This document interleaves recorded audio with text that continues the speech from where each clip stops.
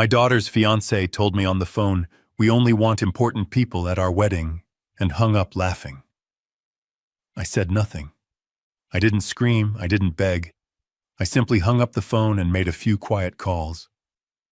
By the time the sun rose the next morning over Newport, 13 vendors had canceled, and the groom realized he wasn't just groomless, he was bankrupt. Before I tell you how I dismantled a $500,000 wedding in 3 hours, please hit that like button and subscribe to the channel. It helps me share these stories of justice. And tell me in the comments, have you ever been underestimated by someone who was spending your money? My name is Thomas Sterling. I am 72 years old. For 40 years, I ran one of the largest logistics and shipping supply chains on the East Coast. I spent my life moving millions of tons of steel and grain across oceans. I know how to make things move, and more importantly, I know how to make things stop. When you control the supply chain, you learn that the most powerful person in the room isn't the one shouting, it is the one with his hand on the valve. I was sitting in a suite at the Hotel Viking in Newport, Rhode Island. It was 9 o'clock at night the evening before the wedding. The room was luxurious, but it was quiet. Too quiet. I was alone. I looked down at the coffee table, where a checkbook lay open. The last check I had signed was still fresh in the ledger. $500,000. That was the total cost of the fairy tale wedding my daughter Emily and her fiancé Braden had demanded. Braden Cole. 32 years old. A self-proclaimed tech visionary who ran a cryptocurrency startup that, as far as I could tell, had never made a single dollar of actual profit. He was handsome in that slick, polished way that makes old men like me instinctively check for our wallets. He drove a leased Porsche. He wore watches that cost more than my first house. And he treated me with the kind of patronizing patience one might reserve for a slow child. I wasn't staying at the resort where the wedding was being held. Braden had told me weeks ago that the resort was fully booked for the wedding party and their VIP guests. He said it would be better if I stayed in town, that it would be quieter for me. At the time, I accepted it. I thought he was being considerate of my age. I didn't realize then that I was being sequestered. I picked up my glass of whiskey and took a sip. I needed to make one final check. My older brother Peter was coming to the wedding. Peter is a Vietnam veteran. He lost his left leg in '68, and now he is confined to a large motorized wheelchair. He is the best man I know, and he is the only family I have left besides Emily. I needed to ensure the seating arrangement at the main table had enough clearance for Peter's chair. I had asked Emily about it 3 times, but in the chaos of wedding planning, she had brushed me off. I picked up my phone and dialed Braden. I knew Emily would be asleep or getting her beauty rest, but Braden would be awake. The phone rang 4 times before he picked up. The background noise was deafening. Thumping bass, screaming laughter, the sound of glass breaking. The bachelor party was clearly still in full swing, even though the wedding was less than 12 hours away. "Thomas," he shouted over the noise. "What is it?" "It is late, old man. Shouldn't you be drinking warm milk?" I ignored the jab. "Braden, I need to confirm the seating chart for the reception tomorrow. My brother Peter needs aisle access at the family table. His wheelchair is wide." There was a pause on the other end. Then I heard a muffled sound, like he was covering the microphone to laugh with someone. "Yeah, about that," Thomas Braden said, his voice dripping with a casual cruelty that made my grip tighten on the glass. "We made some changes to the floor plan this afternoon."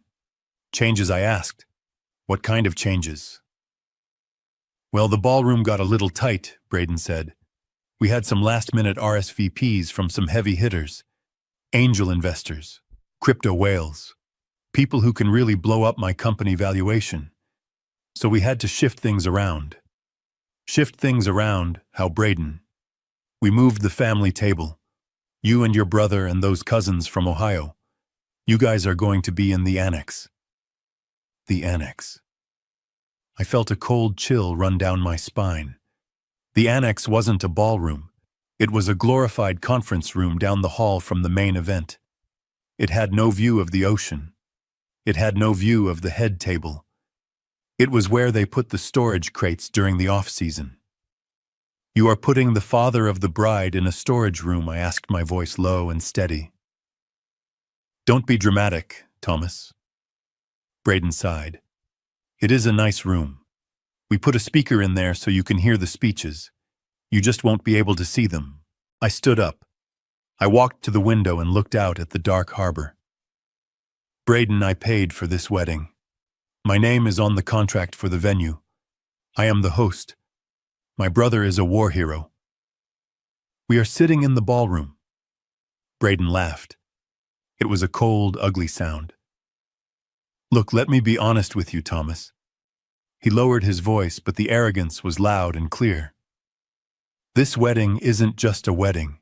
It is a networking event. It is my brand launch. And frankly, you and your brother don't fit the brand. Peter drools when he eats. You wear suits that look like they are from 1980. It kills the vibe." He took a breath, and then he delivered the line that would end his life as he knew it. "We only want important people in the main room, Thomas. The investors, the influencers, the future. You guys are the past. You are just the wallet. So just sit in the annex, eat the lobster I am letting you have, and stay out of the photos." I stood there, frozen. The phone felt heavy in my hand. Important people. The lobster he was letting me have. "Braden," I started to say. "I have to go, Thomas." Braden interrupted. "My VIPs are waiting. Just show up on time to walk Emily down the aisle, and then fade into the background. That is your job." The line went dead. I didn't throw the phone. I didn't scream. I didn't cry. I slowly lowered the phone to the table. I sat down in the leather armchair. I looked at the checkbook. Thomas Sterling, client. I looked at the stack of contracts I had brought with me just in case. Venue contract. Client Thomas Sterling. Catering contract. Client Thomas Sterling. Floral design. Client Thomas Sterling. Live band. Client Thomas Sterling. Braden thought he was the groom. He thought he was the star. But in the eyes of the law and in the eyes of the bank, he was nobody. He was a guest. I was the client.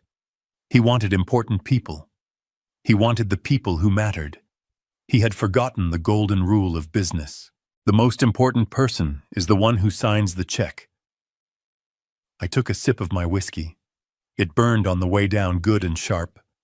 He thought I was a senile old man, a clueless fossil who would just roll over and take the disrespect because I loved my daughter. And I did love Emily. I loved her enough to pay $500,000 for her happiness. But I loved her too much to let her marry a man who would treat her father and her disabled uncle like garbage. If he treated me this way while I was holding the checkbook, imagine how he would treat her once the money was gone.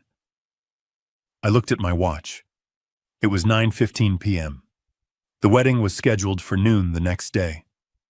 The vendors would be starting their setups at 6 a.m. I had time. I opened my contact list. I didn't call Emily. She was likely asleep, or worse, she knew about this and had agreed to it. That thought hurt more than Braden's insults, but I pushed it aside. I would deal with my daughter later. Right now, I had a supply chain to disrupt. I took another sip of whiskey. I felt a cold calm settling over me. It was the same feeling I used to get right before I acquired a rival shipping company. The feeling of absolute control. Braden wanted a wedding for important people. Well, I was about to show him exactly how important I was. I sat back in the leather armchair, and the silence of the hotel room felt heavier than before. The whiskey glass was empty, but I didn't pour another. I needed a clear head. Canceling the venue would be just the first domino. There were so many others standing in a neat, expensive row waiting to fall. I looked at the checkbook lying open on the coffee table. The numbers, written in my handwriting, seemed to mock me. $500,000. $500,000. It wasn't the money that bothered me. I have made more than that in a single shipping contract. I have lost more than that on bad weather delays in the Atlantic. Money is a tool. Money is fuel. But money is also a language. And for the last 6 months, my daughter and her fiancé had been speaking it very loudly, while I had been too deaf to hear what they were actually saying. I closed my eyes, and the memories of the last 6 months played out like a bad movie. I remembered the day Emily brought Braden home. She was glowing. She looked at him with the adoration that I used to see in her eyes when she looked at me. But that changed quickly. I remembered the dinner at the yacht club 3 months ago. We were discussing the wine list for the reception. I had suggested a very respectable Cabernet that cost $80 a bottle. It was a good wine, a wine I would serve to my own board of directors. Emily had frowned. She didn't look at me. She looked at Braden. And Braden had sighed that long, suffering sigh of a genius forced to deal with idiots. "Thomas," he had said, swirling his glass, "we are trying to attract a certain caliber of guest here. These are crypto whales. These are guys who made 10 million before breakfast. We can't serve them supermarket wine. We need the 1990 vintage. It shows sophistication. It shows we are liquid." And Emily had chimed in immediately, her voice taking on that whine she used when she was 5 years old and wanted a pony. "Daddy, please. Braden knows what he is doing. He needs this for networking. It is an investment in our future.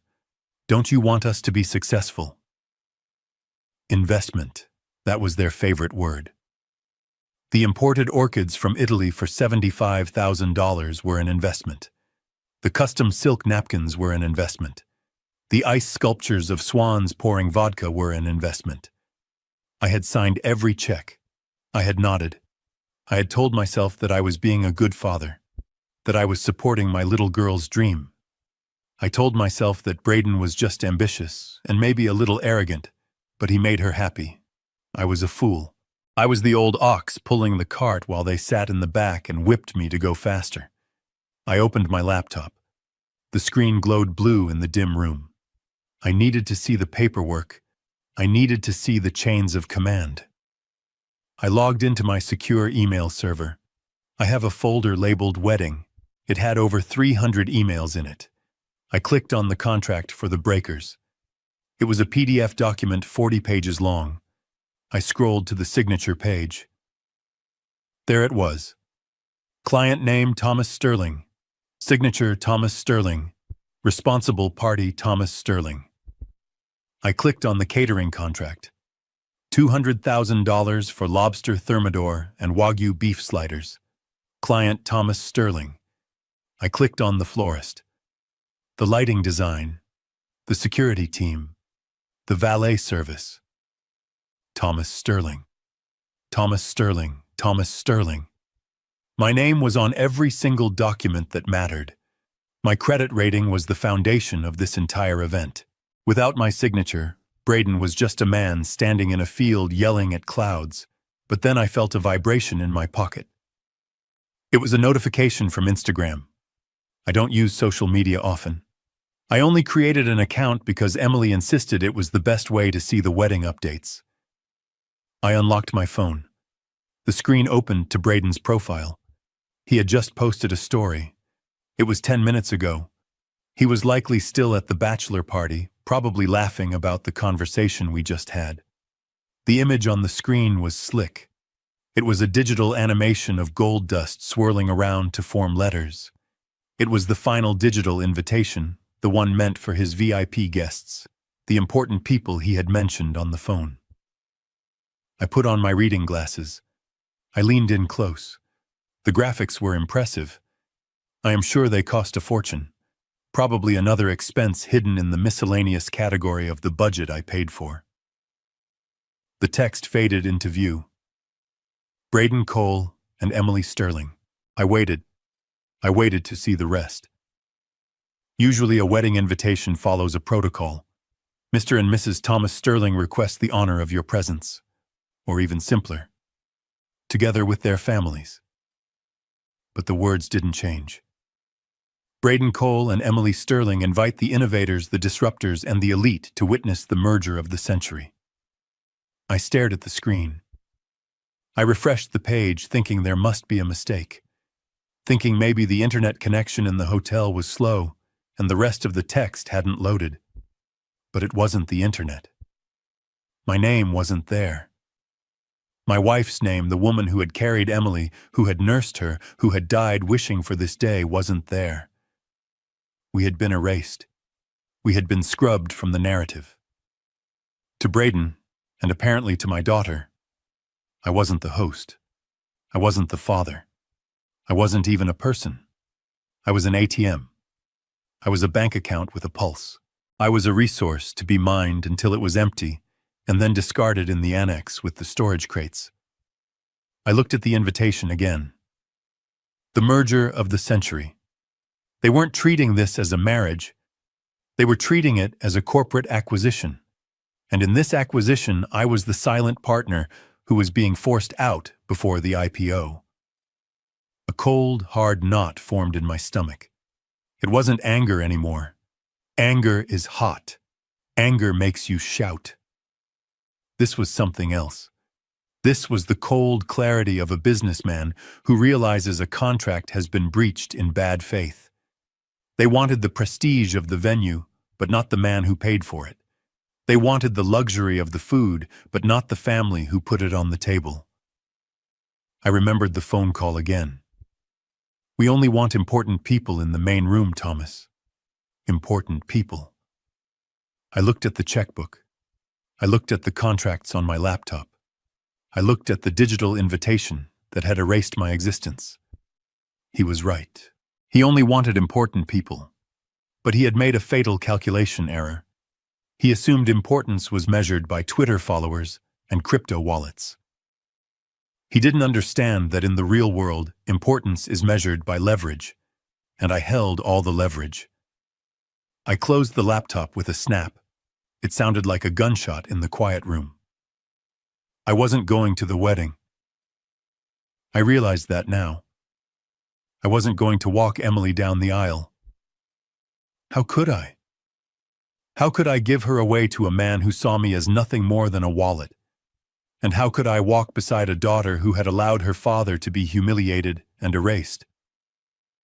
No, I wasn't going to the wedding. And if I wasn't going, neither was anyone else. It was 11 o'clock at night, and the silence in my hotel room had become suffocating. I couldn't sleep. My mind was racing, not with the excitement of a father about to give his daughter away, but with the cold, calculating hum of a machine that had detected a fault in the system. I had already made the calls. The wedding was technically dead. But a part of me, the part that had been a father for 27 years, needed to be absolutely sure. I needed to see the enemy on his own ground. I put on my coat and grabbed my car keys. I told myself I was going to the venue to check the wheelchair accessibility for my brother Peter one last time. It was a flimsy excuse. Peter wasn't going to be there because there wasn't going to be a wedding. But I needed a reason to drive to the breakers. I needed to look the beast in the eye. The drive to the mansion was short. The Newport air was thick with salt and money. The streets were quiet, lined with gas lamps and hedges that cost more than most people's cars. I pulled up to the service gate of the breakers. The main gate was closed, but I knew there would be activity inside. A security guard stepped out of the booth. He looked tired and annoyed, ready to turn away a lost tourist. He shone a flashlight into my car. "Sir, the property is closed for a private event," he started to say. I rolled down the window. The light hit my face. "I know it is closed," I said, my voice low. "I am the private event. I am Thomas Sterling." The guard hesitated. He lowered the flashlight. He looked at his clipboard, then back at me. He recognized the name. It was the name on his paycheck for the weekend. "Mr. Sterling," he said, straightening up. "I am sorry, sir. I didn't expect you. The groom and his party are still inside doing a final walkthrough." "Let me in," I said. I need to check the ADA ramp at the north entrance. My brother is coming tomorrow, and I want to make sure it is clear." "Of course, sir. Go right ahead." The gate buzzed and swung open. I drove through the gravel, crunching softly under my tires. I parked in the shadows away from the main entrance where a cluster of expensive sports cars were parked. Braden's leased Porsche was there right in the front. I got out of the car. The mansion loomed above me, a massive pile of stone and history built by the Vanderbilts to show the world how rich they were. Now it was being rented by a fraud to show the world how rich he pretended to be. I walked towards the side entrance, the one near the ballroom bar. I knew the layout perfectly. I had paid for the floor plan. I moved quietly. Years of walking through shipyards at night to catch lazy foremen had taught me how to move without making a sound. As I got closer, I heard music. Not the elegant string quartet Emily had wanted, but loud thumping bass and voices, loud, boisterous male voices echoing off the stone walls. I slipped through the service door. The hallway was dim, lined with portraits of dead tycoons. I walked until I saw the light spilling out from the bar area adjacent to the ballroom. I stopped in the shadows of a large marble pillar. I had a clear view. There were 5 of them, Braden and his groomsmen. They were sitting around a table that was covered in bottles. My bottles. They were drinking the 30-year-old scotch I had specially ordered for the toast. They had their jackets off, their ties loosened, and they looked like kings of the world. Braden was standing on a chair holding a glass high. His face was flushed. He looked triumphant. To the sterling account, he shouted, and they all laughed, clinking their glasses. I stayed frozen. I listened. "You guys have no idea," Braden said, stepping down from the chair and leaning in close to his friends. The voice carried perfectly in the cavernous room. "This wedding is the golden key. The moment I say I do tomorrow, the merger is real." One of his friends, a guy named Josh, who I knew had been arrested for securities fraud 2 years ago, laughed. "You mean the marriage, Braden?" "No, I mean the merger," Braden corrected him, a smirk playing on his lips. "Marriage is for suckers. This is a business acquisition." He took a swig of the scotch and wiped his mouth. "Look, the crypto market is tanking. We all know that. My liquidity is dried up. I have creditors breathing down my neck who don't send letters, they send guys with baseball bats. But tomorrow, that all changes." Howe asked another friend. "Because tomorrow," Braden said, his eyes gleaming with the manic energy of a con artist selling a monorail, "I become the son-in-law of Thomas Sterling. Do you know what that name means in the logistics world? It means trust. It means stability. It means old money." He paused for effect, looking around his circle of sycophants. "I have the press release ready to go at noon. As soon as the rings are on, Thomas Sterling joins the board of my new coin venture as senior strategic advisor. We are going to pivot to supply chain blockchain solutions." I felt the blood drain from my face. He wasn't just marrying my daughter for her inheritance. He was planning to skin my reputation and wear it like a suit.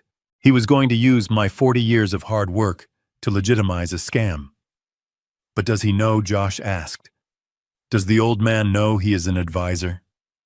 Braden laughed. It was the same laugh I had heard on the phone earlier, the laugh that sealed his fate. Thomas Braden scoffed. "That clueless old man. He doesn't know what a blockchain is. He thinks the cloud is something in the sky. He just signs the checks, boys. He is a dinosaur, a wallet with legs." But what if he finds out someone pressed? What if he reads the prospectus? "He won't read it," Braden said dismissively. "And even if he does, it will be too late. By the time he figures it out, we will have raised $10 million from investors who trust the Sterling name. We take the money, we pay off my debts, we funnel the rest into offshore accounts, and then the company sadly goes bankrupt due to market volatility." "Oops?" And Emily, Josh asked. "What about the blushing bride?" Braden waved his hand as if swatting away a fly. "Emily is the easy part. I have her wrapped around my finger. She is desperate to be a power couple. She thinks I am the next Elon Musk. I tell her jump, she asks how high. She won't ask questions as long as I keep buying her nice things. And if her dad makes a fuss, she will take my side. She always does. He raised his glass again.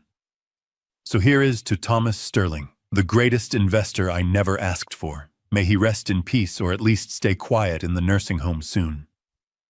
They roared with laughter. They clinked their glasses again, spilling my expensive scotch on the floor I had paid to polish. I stood there in the dark. The coldness I had felt in the hotel room spread through my entire body.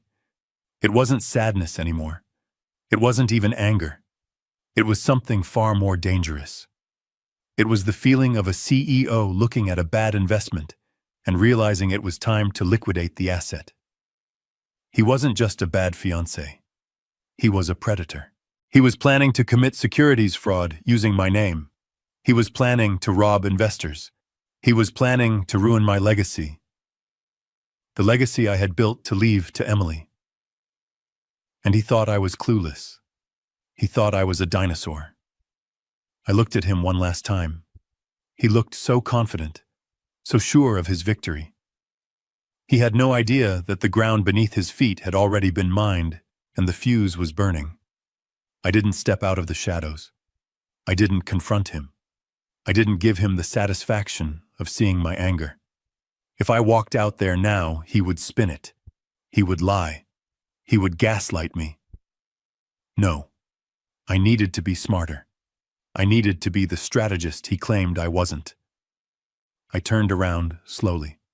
My shoes made no sound on the marble. I walked back down the hallway, past the portraits of the captains of industry who had built this country. I felt a kinship with them. They knew how to deal with pirates. I walked out the service door into the cool night air. The ocean breeze hit my face. I took a deep breath, inhaling the salt. I walked back to my car. I got in and started the engine. As I drove away from the breakers, I didn't look back at the mansion. I looked at the road ahead. I wasn't a heartbroken father anymore. I wasn't a victim. I was Thomas Sterling, and I was about to manage the most aggressive, hostile takeover defense of my career. The drive back to the hotel was smooth. The city was sleeping, unaware of the storm that was coming. Braden wanted to use my reputation to raise $10 million.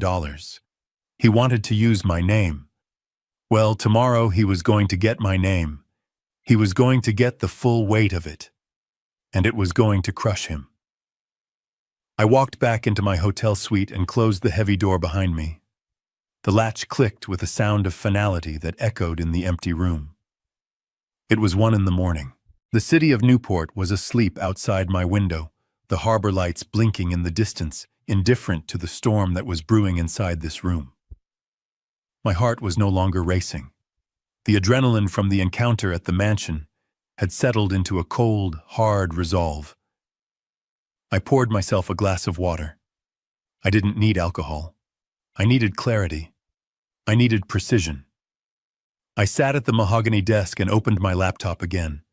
The blue light illuminated my face, casting long shadows across the room. I picked up my phone and dialed Rachel Goldstein. Rachel has been my personal attorney and corporate counsel for 30 years. She is a woman who sleeps 4 hours a night and eats nails for breakfast. She doesn't have a family. She has clients. And I am her biggest client. She answered on the first ring. Her voice was crisp, alert, as if she had been sitting by the phone waiting for a command. "Thomas," she said, "it is 1 a.m. You are supposed to be sleeping before the big day. Who do I need to sue?" I didn't waste time with pleasantries. "Rachel," I said, "I need you to open a file. Target is Braden Cole." I heard the sound of typing on the other end. She didn't ask why, she just started working. "I need a full financial forensic audit," I continued. "I want to know everything. His assets, his liabilities, his credit score, every loan he has taken out in the last 5 years." And Rachel dig deep. Look for the things that don't show up on a standard credit report. There was a pause. The typing stopped for a second. You think he is dirty, Thomas? She asked. I know he is, I said. I just heard him admit to a room full of drunks that he plans to use my name to launch a fraudulent securities offering on Monday morning. He calls it a merger. I call it a Ponzi scheme. I need the ammunition to bury him before he can dig the hole. Give me 30 minutes, Rachel said. The line went dead. I sat there in the silence. I looked at the checkbook on the table. $500,000. It was a lot of money to burn. But it was cheaper than the cost of my reputation. It was cheaper than the cost of my daughter's future tied to a felon. I waited. I watched the minutes tick by on the digital clock. 1:10, 1:20, 1:30. Exactly 30 minutes later, my phone rang. I put it on speaker. Tell me, I said. Thomas, Rachel said, and her voice had lost its crisp edge. It was lower now. Serious. Dangerous. You were right. But it is worse than you think. Much worse. How bad? I asked. He is insolvent, Thomas. Completely underwater. He has 28 credit cards maxed out. His Porsche is up for repossession next week. He hasn't paid rent on his penthouse in 3 months. But that is just the surface. Go on. He has a judgment against him from a private equity firm in New York for fraud. But he has managed to keep it quiet.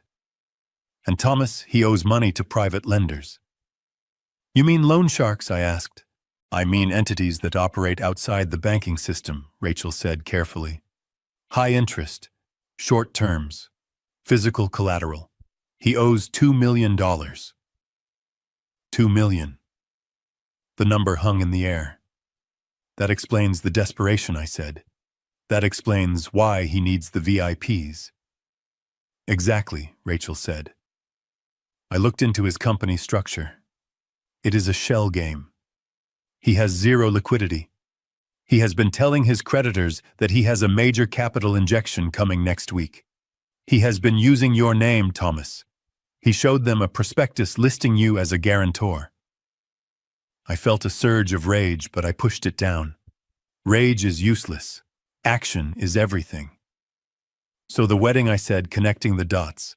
The wedding is the closing ceremony, Rachel confirmed. It is a show. He needs those investors in the room. He needs them to see you walking Emily down the aisle. He needs the photos. He needs the validation. If he pulls this off, if he gets them to sign the checks on Monday, he pays off the sharks and lives to scam another day. And if he doesn't, I asked.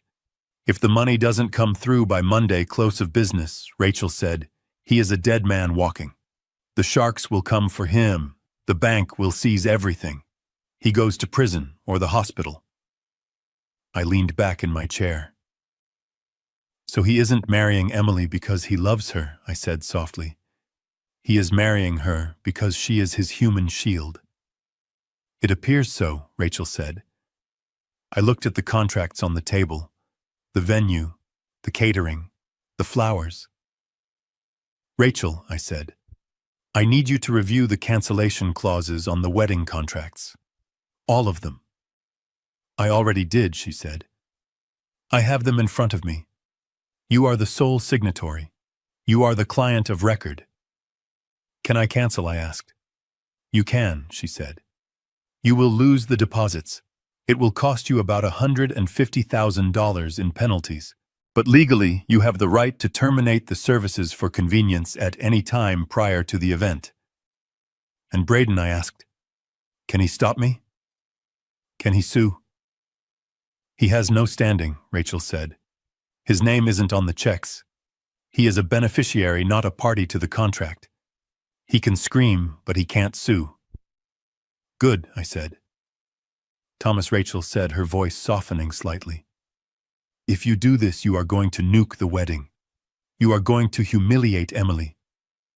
I know, I said. But if I let this go forward, I am letting him sell her into a nightmare. I am letting him use my family as collateral for a crime. I would rather she hate me for ruining a party than hate me for letting her marry a monster. Understood, Rachel said. She was back to being the shark. What are your instructions? Draft a lawsuit, I said. Fraud, misrepresentation, unauthorized use of likeness. I want a restraining order ready to be served on Monday morning. I want to lock down his ability to use my name anywhere. Consider it done. Anything else?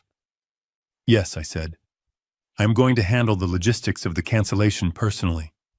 I want to make sure the message is received loud and clear. Be careful, Thomas Rachel warned. A desperate man is a dangerous man. I am not afraid of him, I said. He thinks he is a wolf. He is about to find out he is just a sheep who wandered into a bear's den. I hung up the phone. $2 million in debt. Loan sharks. Fraud. My daughter was sleeping in a hotel room 5 miles away, dreaming of a perfect life, unaware that her Prince Charming was building a castle on a foundation of dynamite. I stood up. I walked to the window.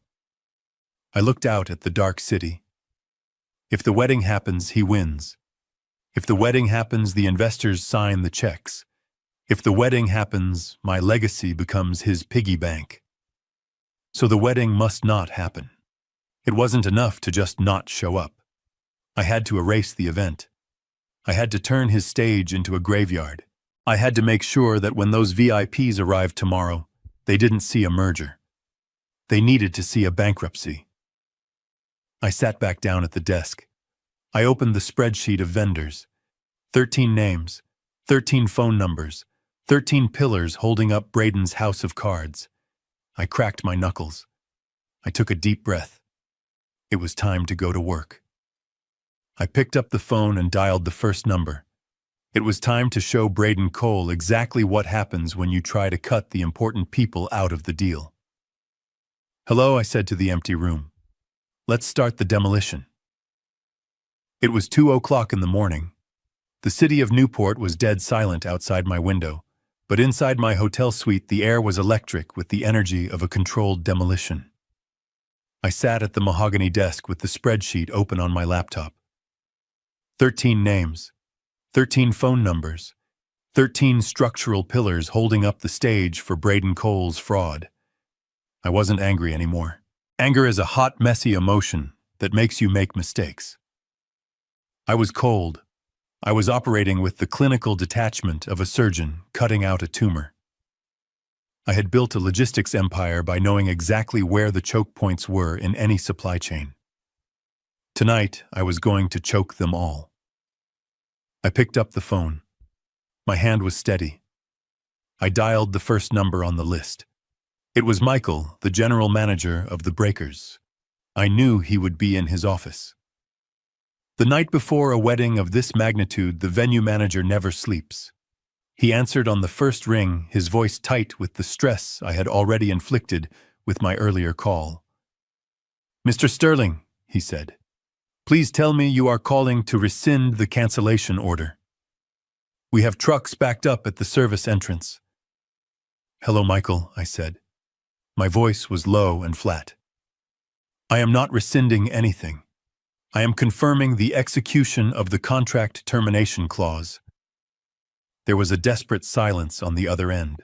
"Sir, you have to understand," Michael pleaded. "The cancellation fee is 100%.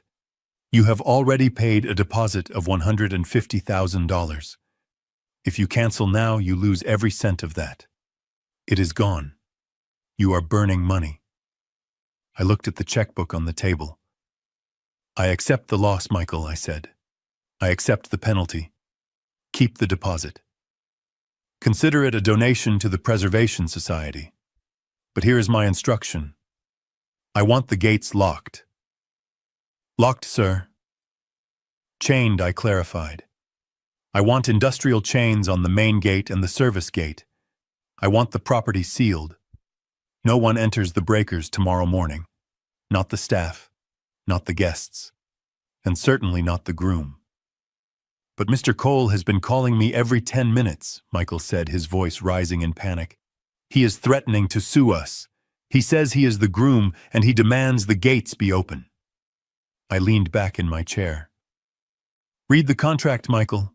Look at the signature line on page 42. Whose name is there? Yours, sir. Thomas Sterling. Exactly. I am the client. I am the signatory. Braden Cole is a guest. He has no legal standing to demand anything. If you open those gates for him, you are breaching a contract with me, and I will sue you for everything you own. Do you understand? I heard him swallow hard over the line. I understand, Mr. Sterling. The gates will remain locked. Good. Post security at the perimeter. If anyone tries to climb the fence, have them arrested for trespassing. I hung up. One down. The fortress was sealed. Now to starve the army. I dialed the second number. Sarah, the head of the catering company. She picked up immediately. I could hear the clatter of pots and pans in the background, the shouting of sous chefs. Sarah, I said, it is Thomas Sterling. Mr. Sterling, she gasped. We are loading the vans. The Wagyu beef is seared. The lobsters are prepped. We are on schedule.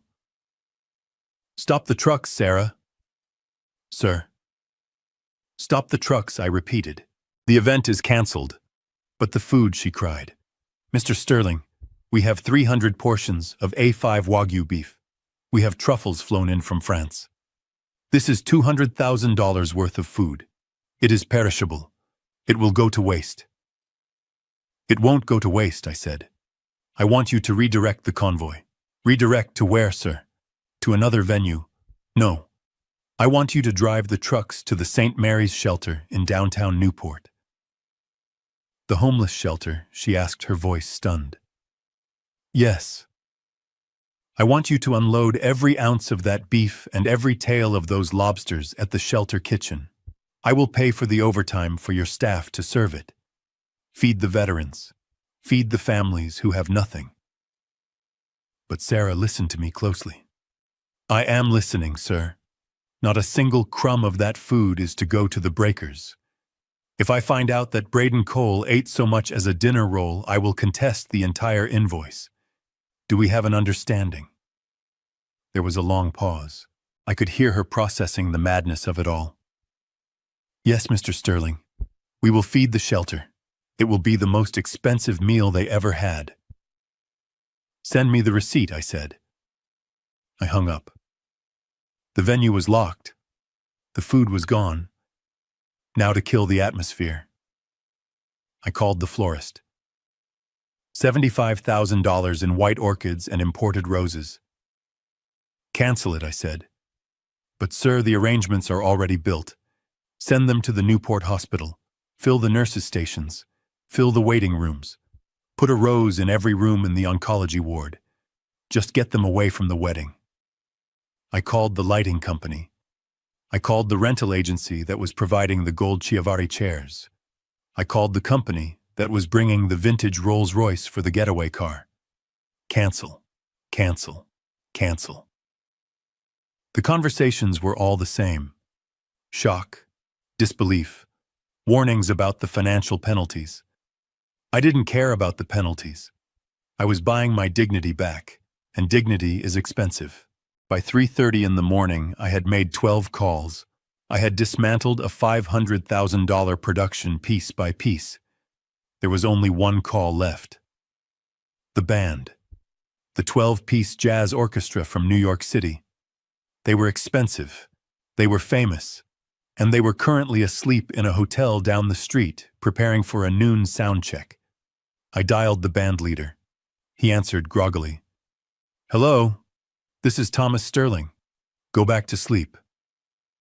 Excuse me. The gig is off.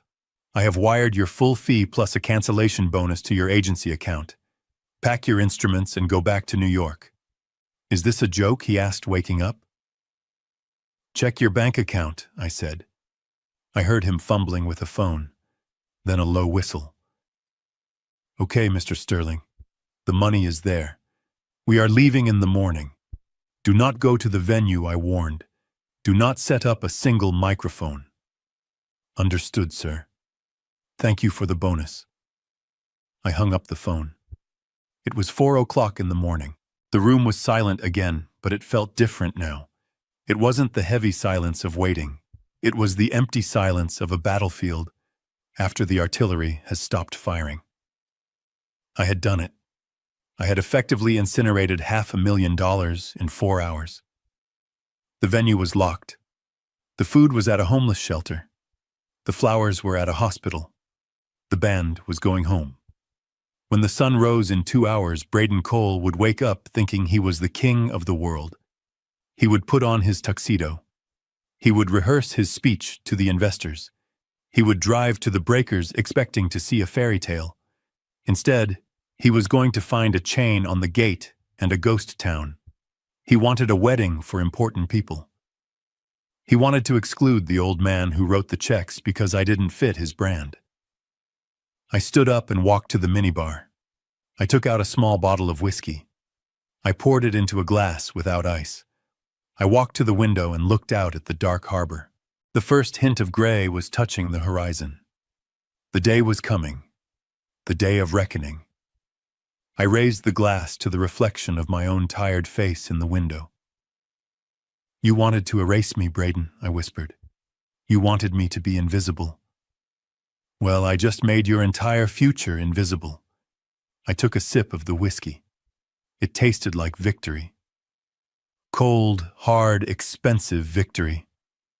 Good luck with the important people, Braden. I finished the drink and set the glass down on the table next to the checkbook. I didn't close the checkbook. I left it open to the stub of the check that had started all of this. I went into the bathroom and turned on the shower. I needed to shave. I needed to dress. I wasn't going to a wedding today. I was going to an execution, and I wanted to look my best. 7 o'clock in the morning. The sun rose over Newport with a brilliance that felt almost insulting. It was a perfect day. The sky was a piercing robin egg blue without a single cloud to mar the horizon. The ocean sparkled like a field of diamonds. It was the kind of weather brides pray for, the kind of weather that makes photographers weep with joy. It was a beautiful day for a wedding. It was also a beautiful day for a reckoning. I stood on the balcony of my hotel suite holding a cup of black coffee. The steam rose in the cool morning air. I watched the city wake up. Delivery trucks were moving. Tourists were starting to line up for breakfast. The world was turning just as it always did, completely unaware that a few miles away, a disaster was waiting to happen, behind a locked iron gate. I felt calm. It was a strange sensation. For the last 6 months, I had felt anxious, marginalized, and small. I had felt like an accessory to my own life. But this morning that feeling was gone. It had been replaced by the cold steel of certainty. I had pulled the trigger. The bullet was already in the air. Now all I had to do was watch it hit the target. I went back inside and picked up my phone. There was a text message. It had come in at 6:45 a.m. It was from Emily. I stared at her name on the screen. For a split second, a flicker of hope ignited in my chest. Maybe she had realized. Maybe she had woken up and thought about her father. Maybe she was calling to say she loved me, to say she wanted me walking beside her, because I was her dad, not because I was her financier. I opened the message. Daddy. Good morning. Today is the big day, just a few reminders. Please make sure you arrive on time, but please use the service entrance near the annex. We don't want to clutter the main foyer when the investors start arriving. And please, Daddy, try not to tell those old stories about the shipyard. Braden's partners are very high-level tech people. They won't understand manual labor stories. It is embarrassing. Love you. I read it once, then I read it again. Embarrassing. Manual labor stories. Service entrance. The flicker of hope didn't just die. It was extinguished like a cigarette crushed under a boot. I didn't reply. What was there to say? She had made her position clear. She was ashamed of me. She was ashamed of the hard work that had paid for her private schools, her horses, her education, and this very wedding. She wanted the money, but she didn't want the man who earned it. She wanted the lifestyle, but she didn't want the history. I placed the phone face down on the table. I walked to the closet. Braden had made a joke last night about my suits. He said I looked like I was from 1980. He thought I was a dinosaur in an ill-fitting polyester blend. He was about to see what a dinosaur looks like when he decides to bite. I reached into the garment bag I had brought with me. I hadn't brought the beige linen suit Emily had suggested. She wanted me to blend into the wallpaper to look harmless and soft. Instead, I pulled out a suit I had commissioned in Milan 3 months ago. It was a bespoke tuxedo cut from midnight blue vicuña wool. It cost $12,000. It was sharp, modern, and aggressive. It was the kind of suit you wear to close a hostile takeover. The kind of suit you wear when you are the most powerful man in the room. I dressed slowly, giving every detail my full attention. I put on the shirt, Egyptian cotton, crisp and white as fresh snow. I fastened the onyx studs. I tied the bow tie, not a clip-on, a real tie. I adjusted the cuffs. Then I opened the small velvet box on the dresser. Inside was my watch. A Patek Philippe Grand Complications. It was worth more than Braden's entire leased fleet of cars. I rarely wore it. It was ostentatious. But today wasn't a day for modesty. Today was a day for power. I strapped the heavy gold timepiece to my wrist. I felt its weight. It was a reminder. Time is money. And Braden was out of both. I looked in the full-length mirror. The man staring back at me wasn't the tired checkbook-carrying father of the bride. He wasn't the confused old man Braden had mocked. He stood tall. His shoulders were broad. His eyes were hard like flint. He looked dangerous. He looked like a godfather. He looked like a man who could stop the world with a phone call. Because he had. I picked up my sunglasses. I picked up my car keys. I didn't take the checkbook. I wouldn't be needing it today. I left the hotel room without looking back. My first stop was a small assisted living facility on the outskirts of Newport. It was a high-end place, dignified and quiet, where my brother Peter lived. I paid for his suite there just as I paid for his medical bills. Peter had given his leg for this country. The least I could do was give him comfort. I parked my car, a rented Mercedes S-Class, and walked into the lobby. Peter was waiting for me. He was sitting in his motorized wheelchair, freshly shaved, his white hair combed back neatly. He was wearing his dress blues. His medals were pinned to his chest, gleaming under the lobby lights. The Purple Heart, the Silver Star. He looked magnificent. He looked like a hero. And Braden wanted to hide him in a storage room because his wheelchair took up too much space. Because he drooled a little when he drank due to the stroke he had 5 years ago. Rage flared in my gut, again hot and sudden, but I pushed it down. Peter looked up and smiled when he saw me. His speech was a little slow, a little slurred, but his mind was as sharp as a tack. "Thomas," he said, his eyes widening, "look at you. You look like you are about to buy a casino, or blow one up." I smiled. It was the first genuine smile I had felt in 24 hours. "You look good too, Peter. Ready to go." Peter adjusted his tie. He looked down at his medals. "I am ready, Thomas. I haven't been to a big party in years. Emily, she is a beautiful girl.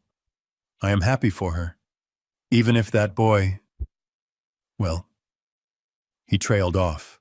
Even Peter, who tried to see the good in everyone, had reservations about Braden. I walked behind his chair. I gripped the handles not to push him. He could drive it himself, but to feel the connection. To feel the family bond that Braden and Emily had treated so cheaply. "Let's go, Peter," I said. We went out to the car. I helped him transfer from the chair to the passenger seat. I folded the heavy wheelchair and put it in the trunk. It was heavy, awkward work, but I did it with a fierce pride. This was my brother. He wasn't a burden. He was my blood. I got into the driver's seat and started the engine. Peter looked at me. He sensed the tension. He saw the hard set of my jaw, the way I gripped the steering wheel. "Thomas," he asked softly, "is everything all right? You seem different." I looked at him. I looked at the man who had shared a bunk bed with me, who had protected me from bullies when we were kids, who had come home from war broken, but unbroken. "Everything is exactly as it should be, Peter," I said. He paused. "So we are going to the wedding. We are going to the party." I pulled out of the parking lot and turned onto the road that led toward the ocean, toward the cliffs, toward the breakers. "No, Peter," I said, my voice calm and low. "We aren't going to a party." He looked confused. "Then what are we doing, Thomas?" I glanced at the digital clock on the dashboard. It was 8:30 a.m. The photographers would be arriving soon. The VIPs would be getting into their limousines. The curtain was about to rise on the greatest disaster of Braden Cole's life. I adjusted my sunglasses. "We are going to the theater, Peter," I said. "We are going to watch a tragedy, and we have the best seats in the house." Peter didn't ask any more questions. He just nodded. He trusted me. That was what family did. They trusted each other. I drove toward the coast. The road was smooth. The sun was shining. In 30 minutes, Braden would arrive at the venue. He would expect a red carpet. He would expect champagne. He was about to find out that the only thing waiting for him was a padlock and a parking lot full of dust. The calm before the storm was over. The thunder was about to roll. It was 9:00 sharp. I pulled the rented Mercedes into a parking spot on the street opposite the main entrance of the breakers. It was a good spot. It was shaded by an old oak tree, and it offered a perfect unobstructed view of the massive wrought iron gates that guarded the Vanderbilt estate. Peter sat beside me in the passenger seat. He adjusted his dress blues, smoothing the fabric over his chest. He looked out the window, his eyes narrowing as he took in the scene. "Is that the gate, Thomas?" he asked. "That is the gate," I said. "It looks closed," Peter observed. "It is closed," I said. "It is very closed." We didn't have to wait long. At 9:05, the roar of engines shattered the morning peace. A convoy appeared around the corner. It was led by Braden's silver Porsche, the one I knew was 2 weeks away from repossession. Behind him were 2 black SUVs filled with his groomsmen. They drove with the arrogance of conquering heroes. They honked their horns. They revved their engines. They were loud. They were flashy. They were exactly the kind of people who thought the rules didn't apply to them because they were wearing sunglasses that cost $500. The convoy pulled up to the main gate. I watched as Braden hopped out of the driver's seat. He was wearing a white tuxedo. He looked like a waiter at a bad casino. He adjusted his cuffs, flashed a brilliant smile at his friends, and spread his arms wide as if to embrace the mansion. "All right, boys," he shouted, his voice carrying across the street. "Let's get some content. First look photos. I want the mansion in the background. I want it to scream success." His groomsmen tumbled out of the SUVs, laughing and high-fiving. They were holding champagne bottles. They were ready to party.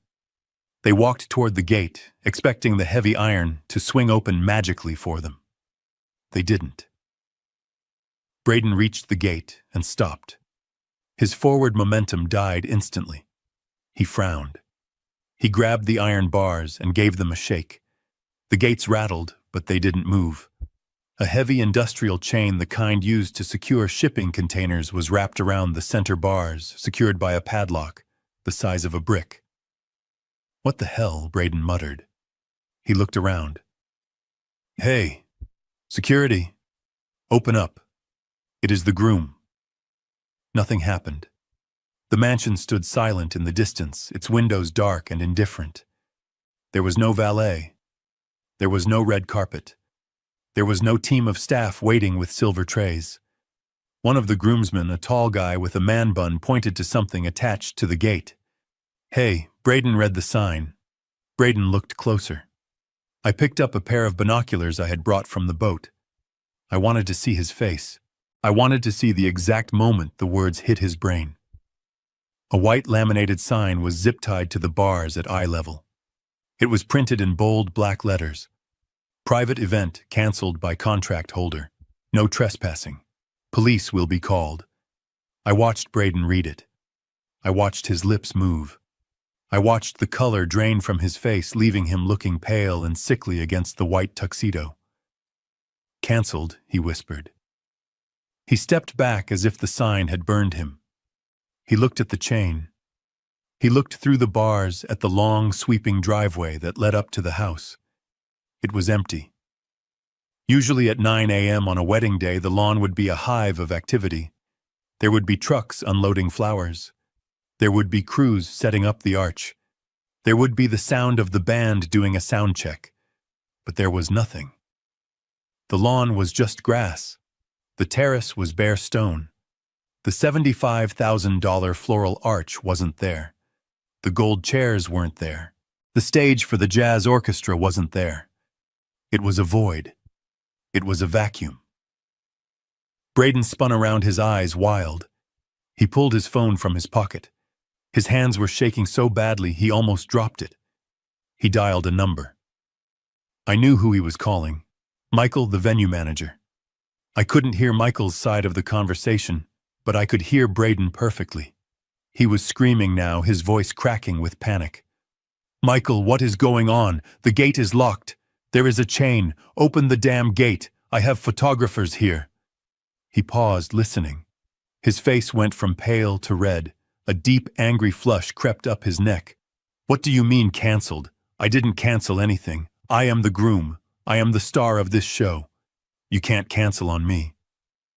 He listened again. He started to pace back and forth in front of the locked gate, kicking at the gravel.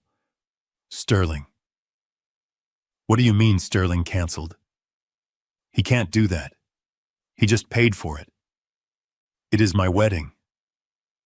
He stopped pacing. He stood still, listening to the words that were destroying his life. "He didn't pay." "What do you mean he didn't pay?" "He wrote the check.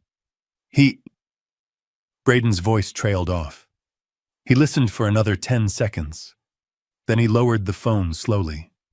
He looked at the screen as if it had bitten him. "He hung up on me," he whispered to his friends, who were now standing around him looking confused and sober. "What happened?" Braden asked the guy with the man bun. "Is it a glitch?" "It is not a glitch," Braden hissed. "It is the old man." He turned back to the gate and grabbed the bars with both hands, shaking them violently. The chain clanked, but the gate held firm. "Sterling," he screamed at the empty house. "You crazy old dinosaur! You senile old fool! What have you done?" He kicked the iron bars. He kicked them until he winced in pain, hopping on one foot in his expensive loafers. "Open this gate," he yelled, his voice echoing off the stone walls. "Open it right now. I have investors coming. I have VIPs landing in an hour. You can't do this to me." But the house didn't answer. The seagulls wheeled overhead, crying in the blue sky, but they didn't care about his investors. Braden turned to his groomsmen. His eyes were wide with terror. "Guys," he said, his voice trembling, "it is empty. Look inside. There is nothing there." They looked. They saw the truth. "Where are the flowers?" Josh asked. "Where is the band?" "Gone," Braden choked out. "It is all gone. He canceled everything." "But the investors," Josh said, the realization dawning on him. "Braden, the guys from Silicon Valley. The crypto whales. They are coming at 10:30. They are expecting a gala. They are expecting champagne and lobster." Braden ran a hand through his gelled hair, messing it up. He looked like a man who had just realized he was standing on a trap door.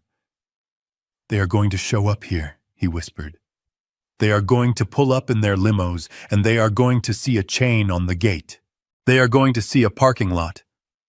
He looked at the sign again. "Event canceled." "They are going to think I am broke," he said. "They are going to think I am a fraud." "You are broke," Josh reminded him unhelpfully. "And you are a fraud." "Shut up," Braden snapped. "We have to fix this. We have to call someone. Call the florist. Maybe they are just late." He started dialing frantically again. I watched him. I knew exactly who he was calling. The florist, then the caterer, then the band. I watched him make call after call. I watched him get rejected time after time. I watched the hope drain out of him, leaving only a hollow panic. "She said the order was redirected," he said to his friends, dropping his hand to his side. "The flowers are at a hospital." "What about the food?" Josh asked. "I am starving." "The food," Braden said, his voice hollow. "The food is at a homeless shelter." He sent the Wagyu beef to a soup kitchen. He sank down onto the gravel, sitting with his back against the locked gate. He put his head in his hands. He did it. He whispered. The old man actually did it. He nuked the whole thing. I lowered the binoculars. Peter looked at me. He had a small, satisfied smile on his face. "That looks like a man who just realized his check bounced," Peter said. "It is worse than that, Peter," I said. "That is a man who just realized his life bounced." I watched Braden for a moment longer. He was pulling at his hair.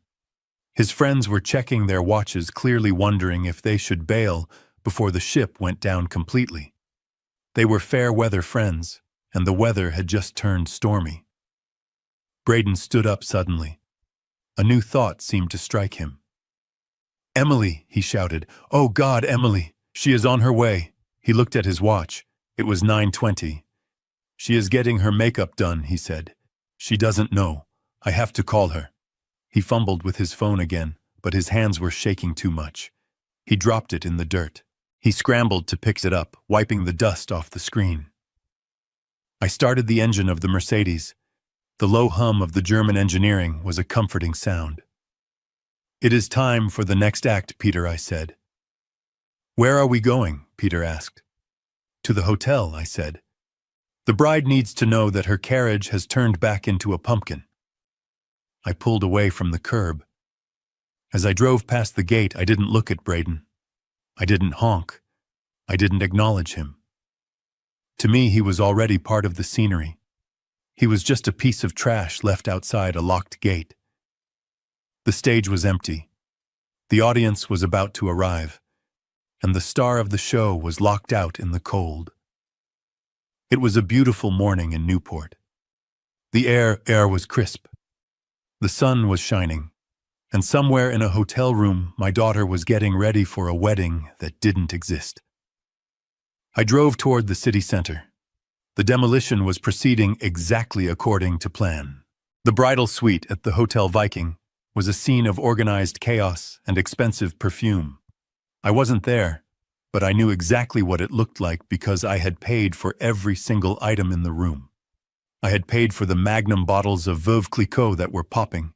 I had paid for the silk robes the bridesmaids were wearing. And most importantly, I had paid for the team of stylists who were currently hovering over my daughter like bees around a queen. Antoine and his team were the best in New York. I had flown them in by helicopter because Emily insisted that no one in Rhode Island knew how to contour properly. Their fee for the morning was $15,000. I pulled the Mercedes up to the hotel valet. I didn't get out immediately. I sat in the running car watching the digital clock on the dashboard. It was 9:30. Right on cue, my phone rang. It was Emily. I stared at the screen. The picture ID was a photo of us from her college graduation. She was hugging me, wearing her cap and gown, looking at me like I was her hero. It felt like a lifetime ago. I answered. I didn't say hello, I just listened. "Daddy," she screamed. Her voice was so shrill it distorted the speaker. "Daddy, tell them to stop. Tell them they are making a mistake." I held the phone a few inches from my ear. "Hello, Emily," I said calmly. "Who is making a mistake?" "Antoine," she shrieked. "He is packing up. He did half my face and now he is packing his kit. He says you fired him." I looked out the window at the hotel entrance. I saw a group of people in black outfits rolling suitcases out of the lobby. It was Antoine and his crew. They moved fast. They were professionals. "He is correct, Emily," I said. "I terminated his contract effective immediately." But why, she wailed. "It is my wedding day. I look like a clown. One eye is done and the other isn't. You can't do this to me. Fix it, Daddy. Pay him whatever he wants." "I am not paying him anything, Emily," I said. "I already paid him to leave." There was a silence on the line. A stunned, gasping silence. I could hear her breathing fast and shallow, hyperventilating. "Daddy," she whispered. "What is going on?" Braden called me. He was screaming something about a lock on the gate. He said you canceled the venue." "I did. But the guests, the investors, the press release. The press release, I asked, my voice dropping an octave. "You mean the one where Braden announces I am his new strategic advisor without my consent? The one where he uses my name to pump his crypto scheme?" She went quiet. She knew. She absolutely knew. "Braden is just trying to build our future," she stammered, but the conviction was gone. "He is ambitious, Daddy. You should respect that." "I respect ambition, Emily.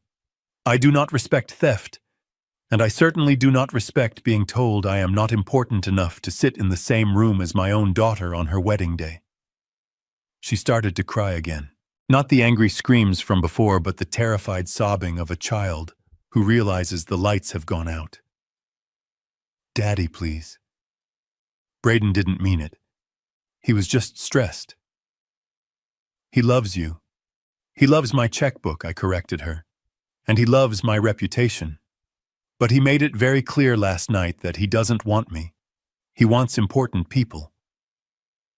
I paused. I let the words hang in the air between us. "So I am giving him exactly what he asked for. I am removing the unimportant people. I am removing myself. I am removing your Uncle Peter. And since I am apparently not important enough to be seen, neither is my money." "No," she gasped. "No, Daddy, please. We can fix this. I will put you at the head table. I will fire the investors. Just open the gates. Send Antoine back up. Please. I can't get married like this." "You aren't getting married like this, Emily," I said. "Because there is no wedding. The venue is closed. The food is at a homeless shelter. The flowers are at the hospital." You gave the food away," she choked out. "Yes.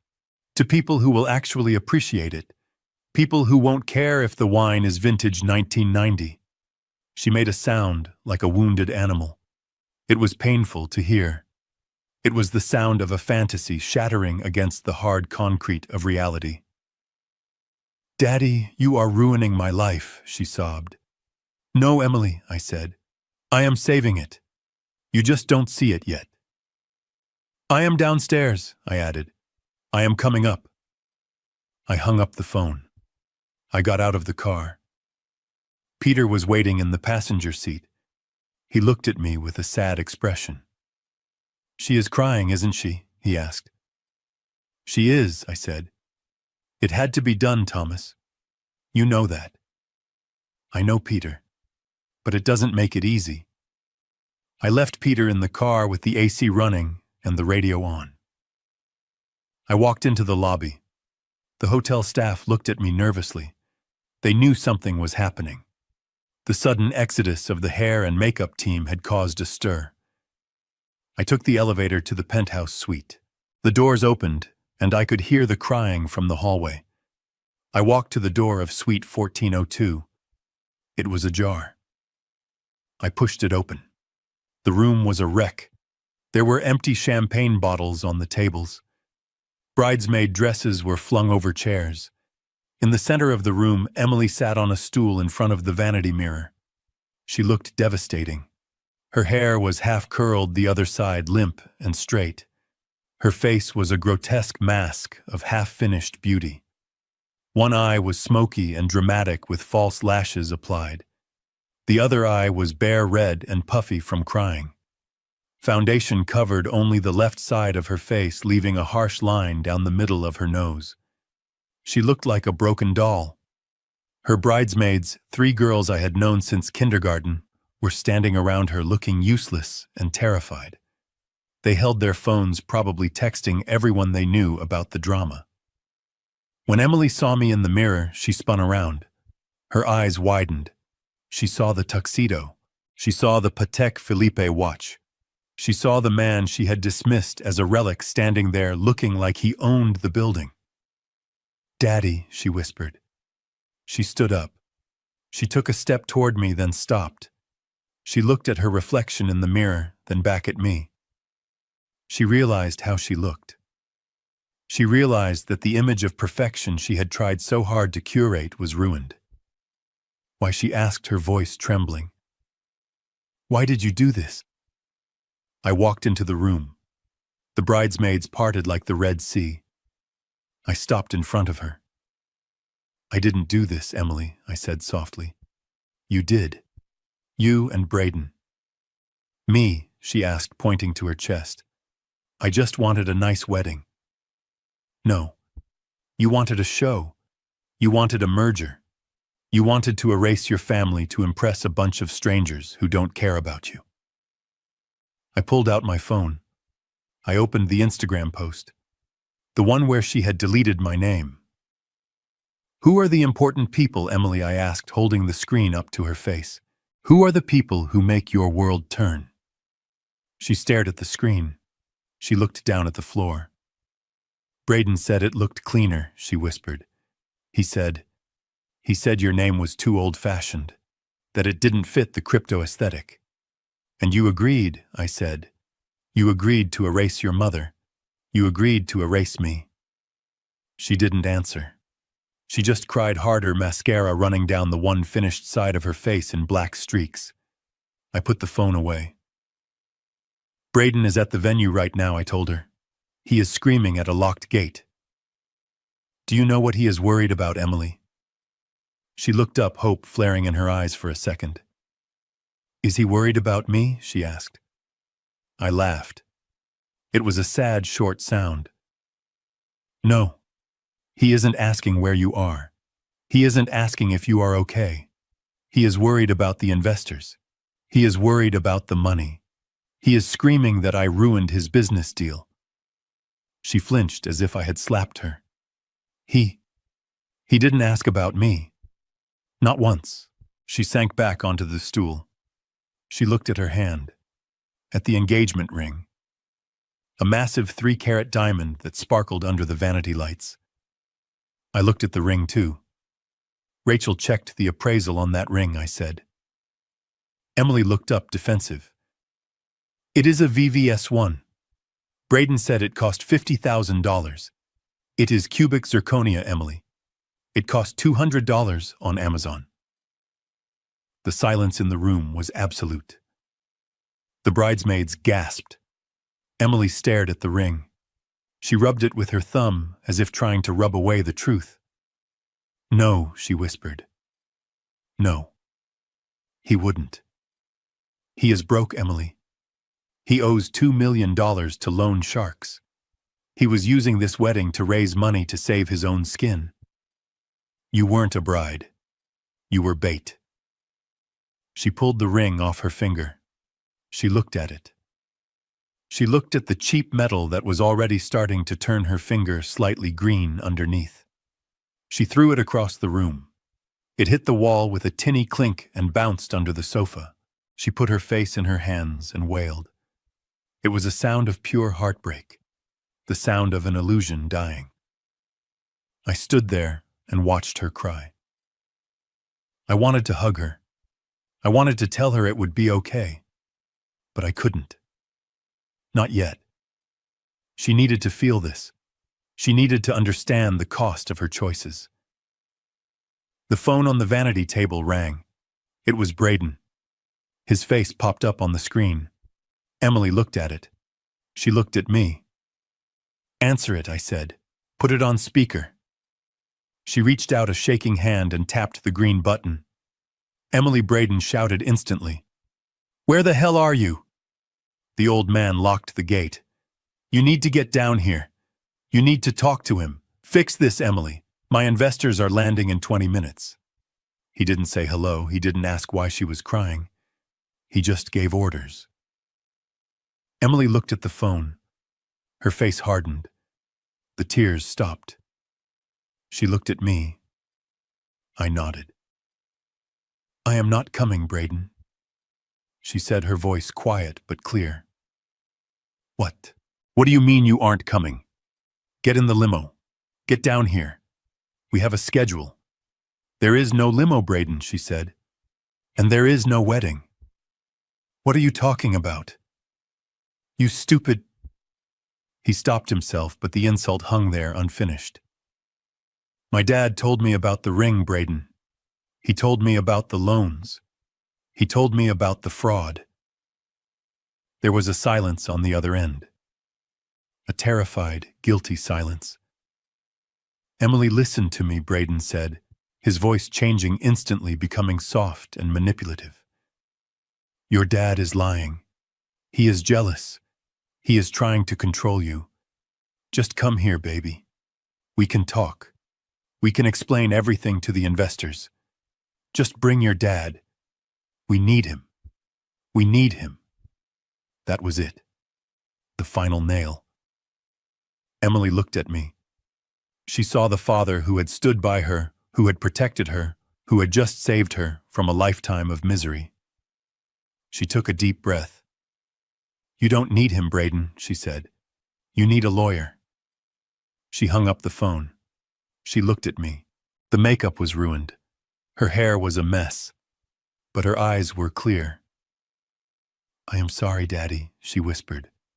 "I am so sorry." I opened my arms. She ran to me.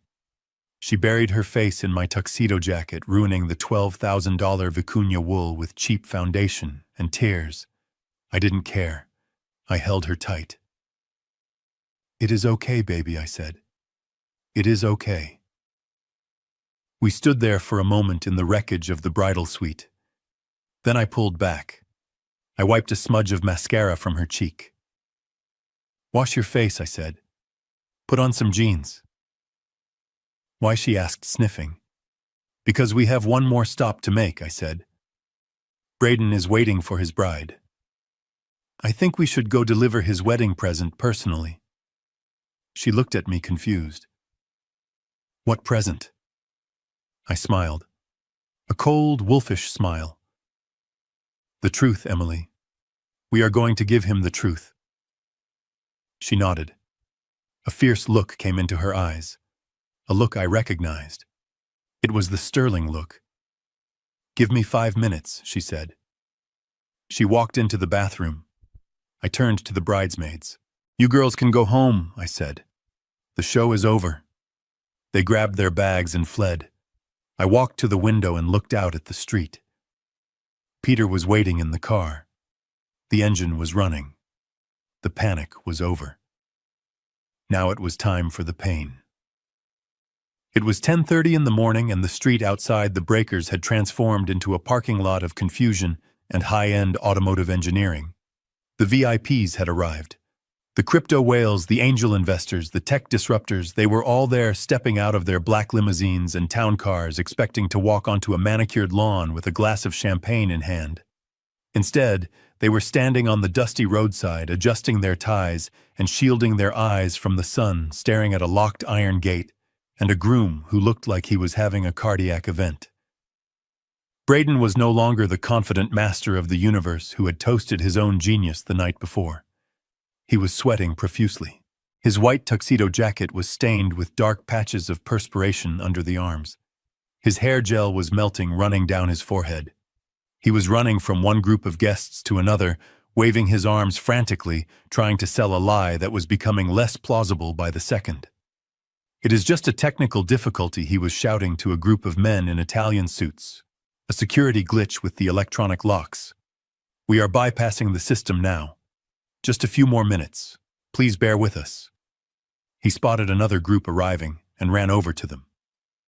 "Hey guys, so good to see you. Yeah, sorry about the wait." The venue manager lost the master key. "Can you believe it? Incompetence, right? Hard to find good help these days." He was manic. He was desperate. And he was failing. I watched it all as I turned the corner. I wasn't driving the rented Mercedes anymore. I had returned it to the agency an hour ago. For this moment, for this specific entrance, I needed something that spoke a language Braden's investors would understand. I was driving my own car, which I had instructed my driver to bring down from Boston early this morning. A vintage 1965 Rolls-Royce Silver Cloud. Black. Immaculate.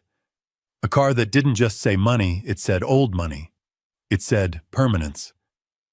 I pulled the massive vehicle up to the curb right in front of the locked gate, blocking the view of Braden's leased Porsche. The crowd turned. They stopped talking. They looked at the car. They knew quality when they saw it. I killed the engine. I took a moment to adjust my cufflinks. "Ready, Peter?" I asked. Peter, sitting beside me in his dress blues, nodded. "Let's give them a show, Thomas." I opened the door and stepped out. The sun hit my midnight blue tuxedo. I stood to my full height. I put on my sunglasses. I didn't look at Braden. I walked around to the passenger side and opened the door for Peter. I helped him out. I set up his wheelchair. He sat down and adjusted his cap, the medals on his chest catching the light. A murmur went through the crowd. They recognized the authority. They recognized the gravity. Braden saw me. He froze for a second, staring at me as if I were a ghost. Then his face twisted into a mask of pure, unadulterated rage. He forgot the investors. He forgot the act. He forgot the charming persona he had cultivated for years. He charged at me. He ran across the gravel, his expensive loafers slipping in the dust. He looked deranged. "You," he screamed, pointing a shaking finger at my face. "You old bastard." The crowd gasped. The investors exchanged shocked glances. This wasn't the behavior of a CEO. This was the behavior of a cornered animal. Braden didn't stop. He got right in my face, invading my personal space, smelling of fear and stale alcohol. "Open the gate," he shouted, spittle flying from his mouth. "Open it right now. You are killing me. You are ruining everything. Give me the key." I didn't flinch. I didn't step back. I looked him up and down, taking in the sweat, the panic, the cheap desperation. "I don't have a key, Braden," I said, my voice calm and projecting clearly to the silent crowd. "I don't work here. I am just a guest." "Don't play games with me," he yelled, grabbing the lapel of my jacket. "You canceled it. You called them. You told them to lock it. Why? Why would you do this to me?" I looked at his hand on my suit. I looked at him. "Remove your hand." "Braden," I said softly, "or my security detail will remove it for you." He looked around. Two of my men, large ex-military types I had hired for the day, were stepping out of a trailing SUV. Braden let go. He backed away slightly, but he kept screaming. "Tell them," he shouted, turning to the investors who were watching with morbid fascination. "Tell them you are senile. Tell them you made a mistake. Tell them you forgot to pay the bill. Fix this, Thomas." I looked at the crowd, at the Satan. I saw Mr. Henderson, the potential lead investor, standing near the front, looking confused and angry. I saw the faces of men and women who controlled millions of dollars. They were waiting for an explanation. I smiled. It was the smile of a shark that has just smelled blood in the water. I adjusted my jacket, smoothing the fabric where he had grabbed it. I took off my sunglasses and folded them slowly. "You are right, Braden," I said, my voice booming in the silence. I turned to the crowd. I made eye contact with Henderson. He is right, everyone. I am just an old man, a dinosaur. Isn't that what you called me last night, Braden? Braden's eyes widened. He shook his head frantically. No, I didn't. I never… Yes, you did, I continued, walking slowly toward the crowd.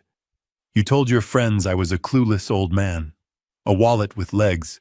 You said I wouldn't notice if you used my name to sell a fraudulent investment. The crowd murmured louder. The word fraudulent hung in the air like toxic smoke. I stopped in front of Henderson. I am Thomas Sterling, I said, extending my hand. I believe my future son-in-law told you I was going to be a strategic advisor for his company. Henderson took my hand. He looked wary. Yes, that is what the prospectus says. Well, I said, raising my voice so everyone could hear. I am afraid my memory isn't what it used to be, because I seem to have forgotten signing any such agreement. In fact, I seem to have forgotten why I should spend $500,000 on a wedding for a man who plans to steal from you. Steal. Braden shrieked, his voice cracking. That is a lie. He is lying. He is crazy. He has dementia. Don't listen to him. I reached into the inside pocket of my tuxedo.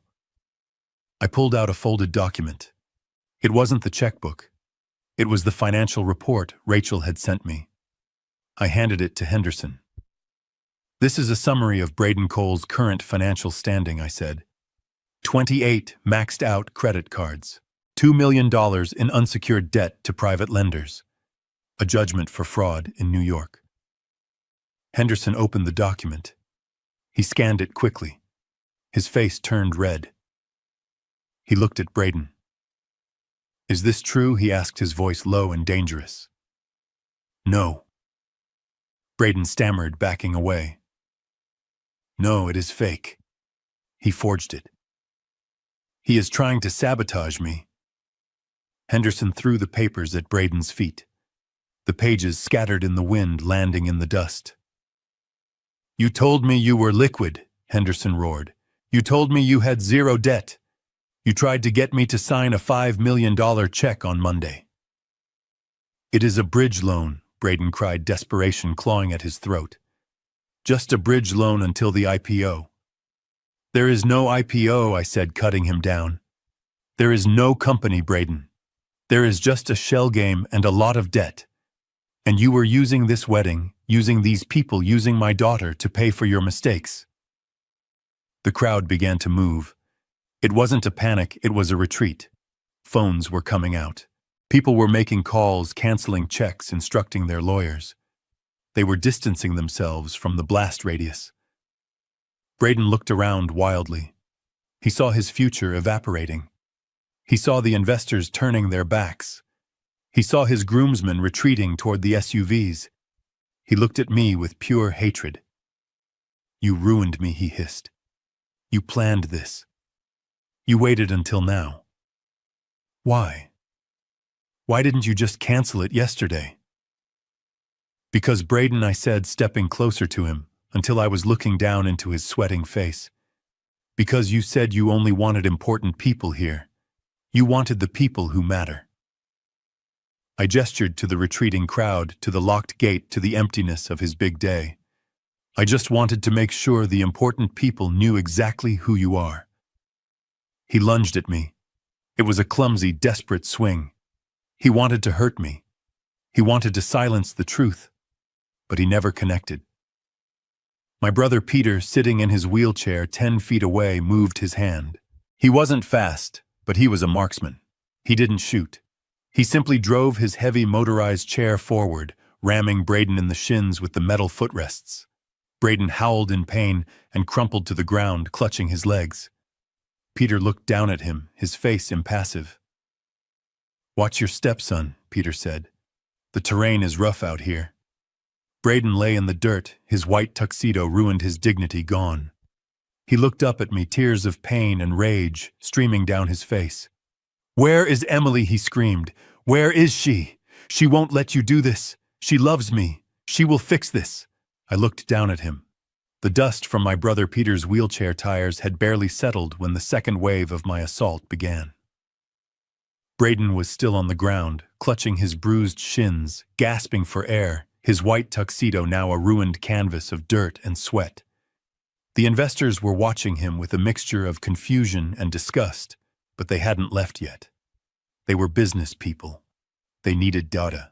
They needed to know if this was just a family squabble or a financial crater. That is when the passenger door of the Rolls-Royce opened again. Rachel Goldstein stepped out. She didn't look like a wedding guest. She looked like an executioner in a Chanel suit. She held a stack of thick blue folders in her arms.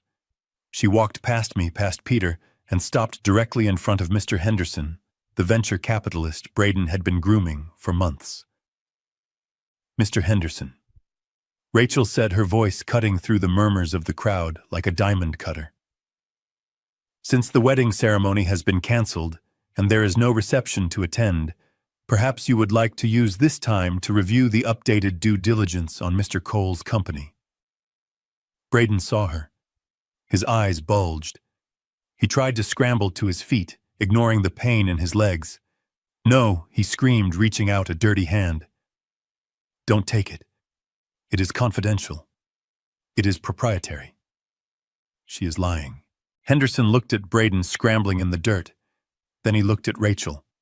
He took the folder. "What is this?" he asked. "That is the reality," Rachel said simply. "It contains the forensic accounting of Braden Cole's personal and professional finances for the last 3 years.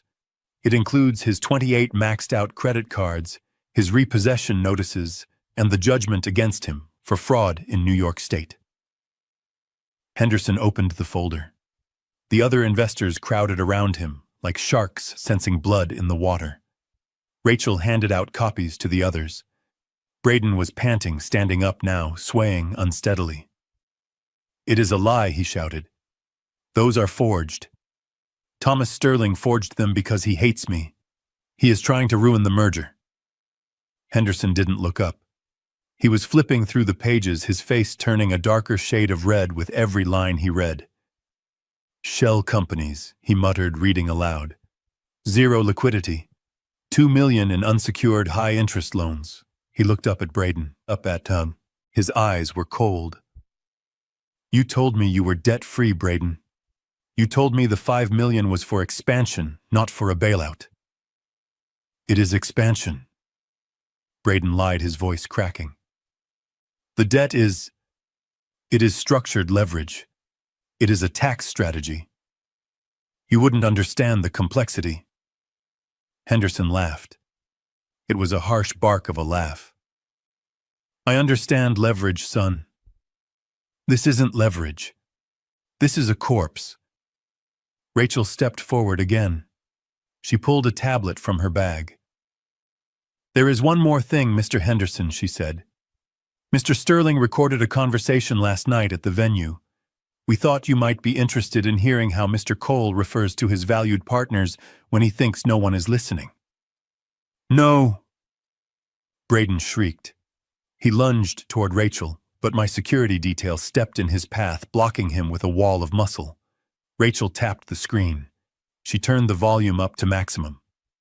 Braden's voice, recorded less than 12 hours ago, echoed across the silent street. The quality was crystal clear.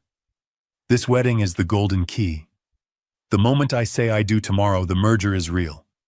The investors went quiet, listening to the ghost of Braden's arrogance. "Do you know what that name means in the logistics world? It means trust. It means stability." Then came the part that made Henderson's jaw clench. "Those investors, the crypto whales, they are just fat sheep waiting to be sheared. We take the money, we pay off my debts, we funnel the rest into offshore accounts, and then the company sadly goes bankrupt due to market volatility." Oops. Oops. The word hung in the air. Rachel stopped the recording. Braden stood there frozen. He looked small. He looked cheap. The facade of the tech visionary had completely dissolved, revealing the petty grifter underneath. Henderson slowly closed the blue folder. He walked up to Braden. He was a big man, a man who had built his own fortune with his bare hands before moving into tech. "You called us sheep," he said, his voice dangerously quiet. Braden shook his head, tears streaming down his face. No, that was taken out of context. I was joking. It was a bachelor party. We were drunk. Henderson didn't listen. He stepped closer, invading Braden's space. "You tried to use me," he said. "You tried to use my reputation to steal $5 million. You looked me in the eye yesterday and shook my hand while planning to bankrupt me." I... Braden stammered. Henderson raised his hand, and for a second I thought he was going to punch him. Instead, he slapped Braden. It wasn't a closed fist punch. It was an open-handed slap of pure disrespect. It was the kind of slap you give to a misbehaving child or a thief you catch with his hand in your pocket. The sound of flesh hitting flesh cracked like a whip. Braden stumbled back, holding his cheek, his eyes wide with shock. "You are garbage," Henderson spat. He turned to me. He walked over to where I was standing by the Rolls-Royce. He looked at me searchingly. "Mr. Sterling," he said, "you are listed in the prospectus as the senior strategic advisor. Braden told us you vetted the company. He told us you were backing him with your entire logistics empire. Is any of that true?" I looked at Henderson. Then I looked at Braden, who was watching me with a desperate, pleading look in his eyes, begging me silently to save him, to lie for him one last time. I adjusted my cufflinks. I shrugged my shoulders. "Mr. Henderson," I said, my voice calm and indifferent, "I have never seen that prospectus in my life. And as for advising him," I gestured to the locked gate and the empty driveway. "My daughter's fiancé told me last night that I wasn't important enough to sit in the main room. He told me I was a dinosaur who belonged in the annex with the storage crates. So I did what any unimportant person would do." I stepped aside. I looked directly at Braden. "I don't know this man," I said. "I am just a father-in-law who was shoved into a warehouse. I have no business relationship with him whatsoever." That was the signal.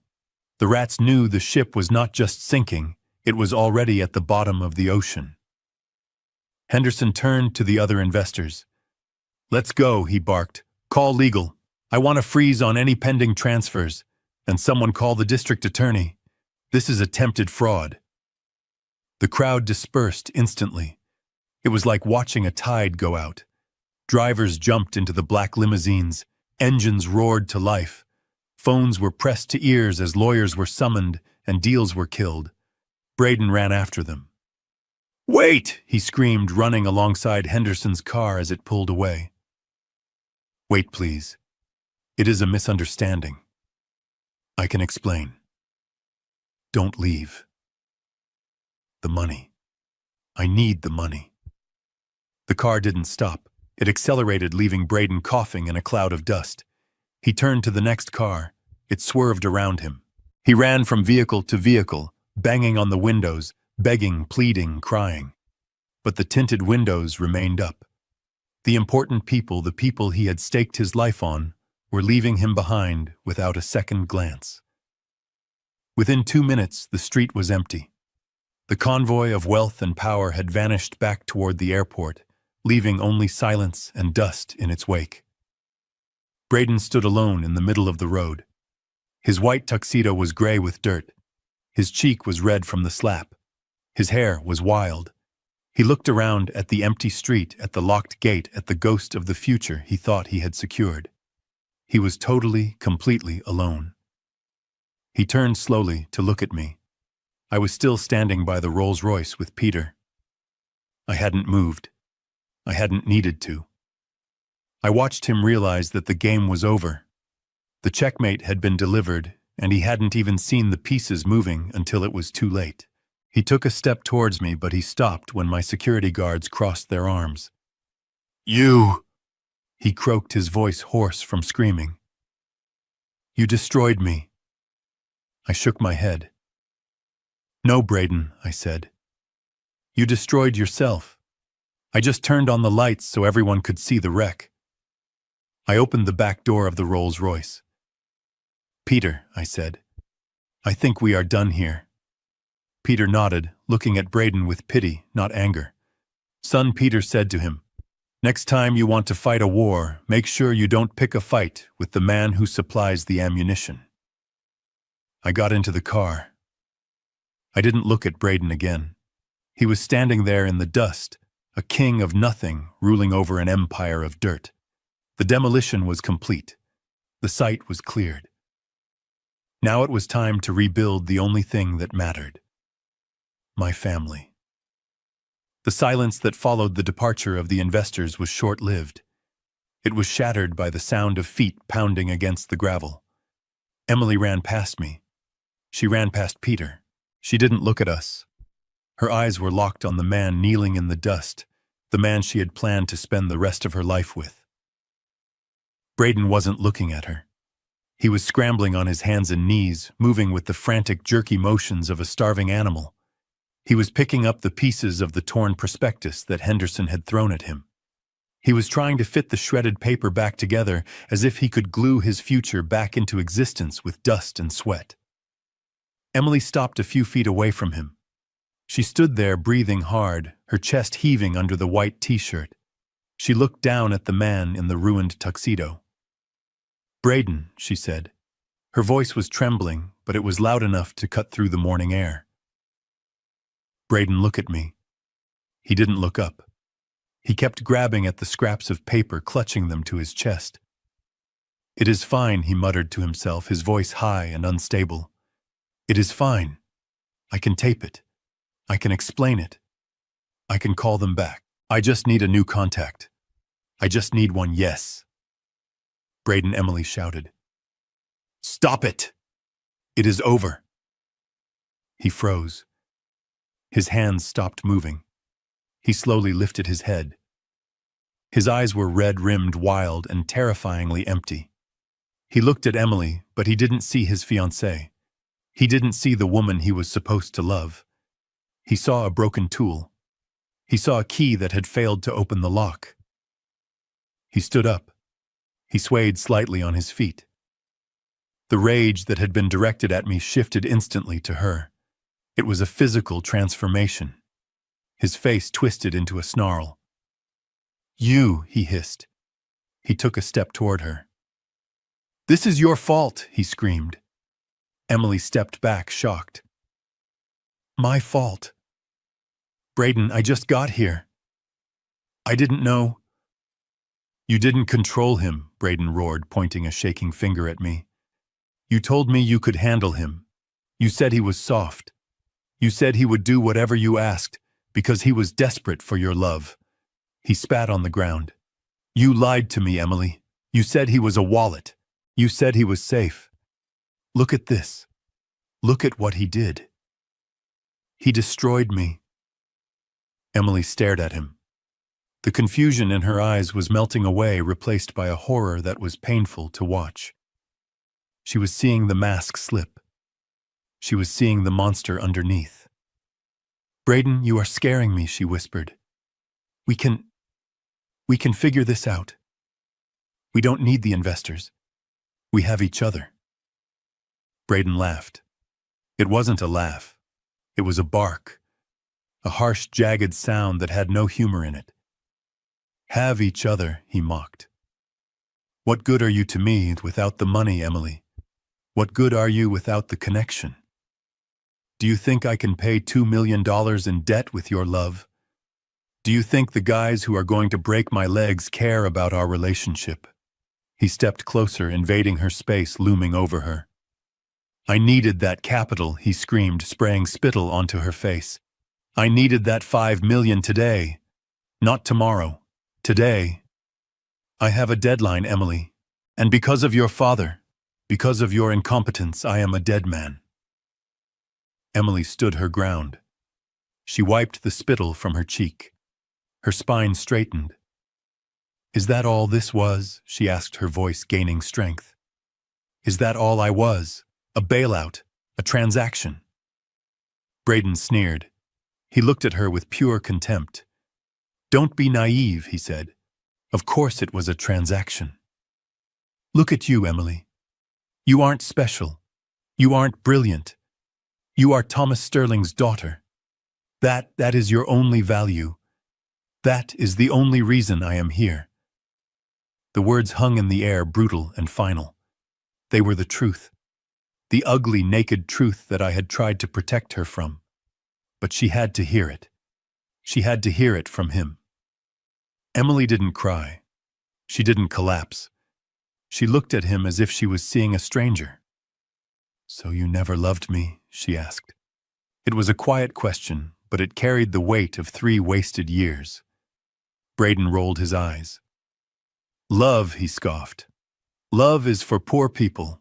I was trying to build an empire. And you were just the acquisition cost. And turns out you were too expensive."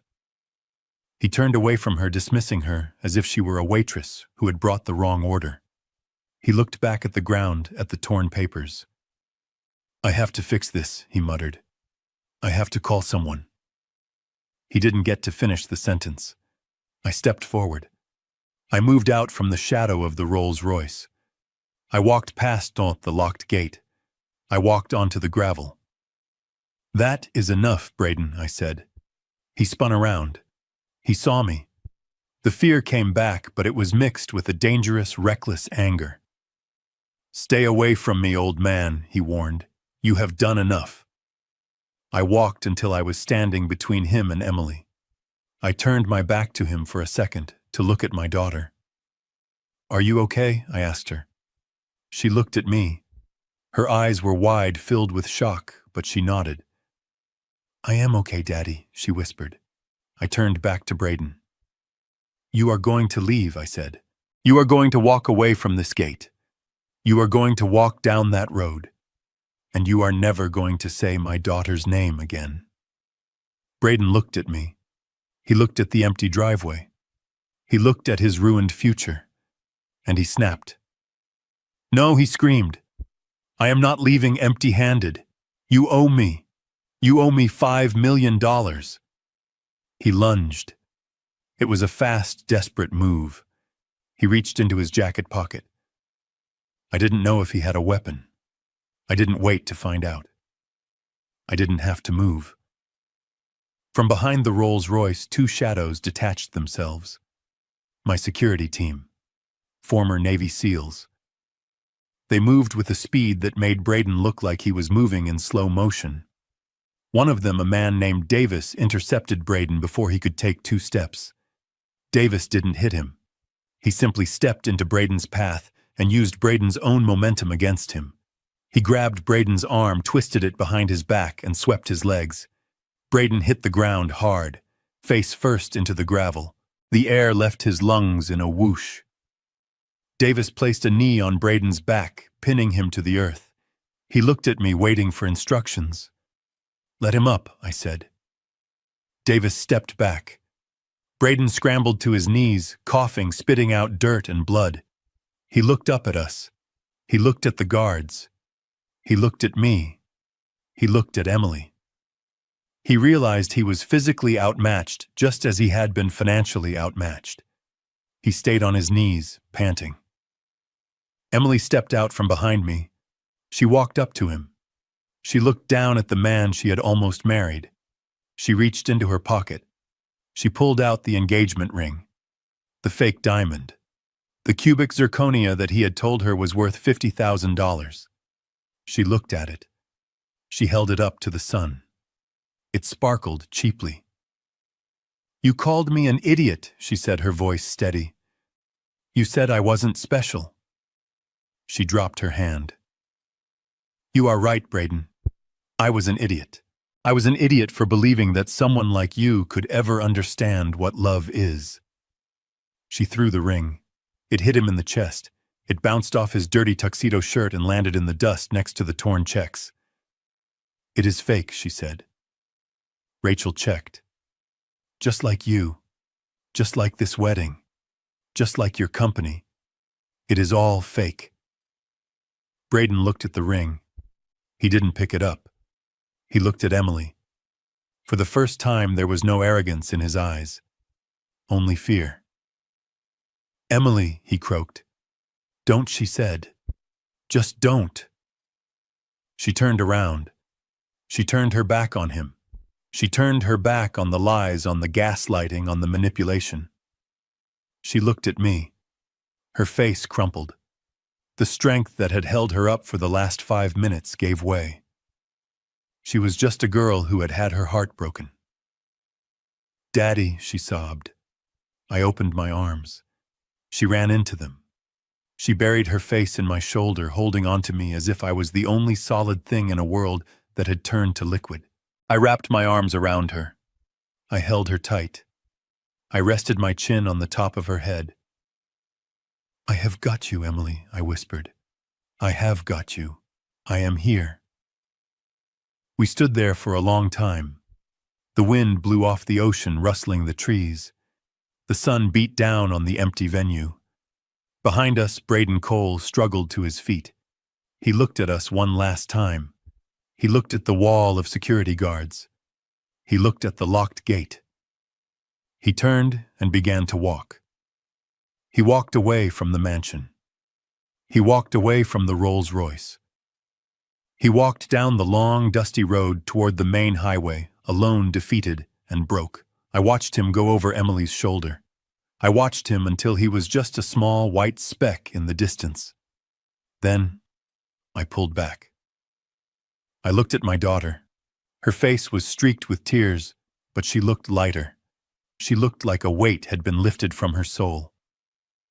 "Let's go," I said. "Where?" she asked, wiping her eyes. "Lunch," I said. "I know a place. It isn't fancy. It doesn't have truffles. But they make the best lobster roll in Rhode Island. And they let anyone in. Even unimportant people like us." She smiled. It was a watery, weak smile, but it was real. "I would like that, Daddy," she said. I led her to the car. I opened the door for her. Peter was waiting inside, smiling. "Good job, kid," Peter said to her as she climbed in. "Good aim with the ring." "Thanks, Uncle Peter," she said, sniffing. I got into the driver's seat. I started the engine. I drove away from the breakers. I drove away from the disaster. The demolition was over. The site was cleared. The debris had been hauled away. Now the real work could begin. The work of rebuilding. And I was ready for it. It wasn't the grand ballroom at the breakers. There were no crystal chandeliers, no silk napkins, and certainly no ice sculptures of swans. It was a place called Salty's, a small weathered seafood shack, perched on the end of a pier, where the smell of old wood and frying batter was thicker than the sea mist.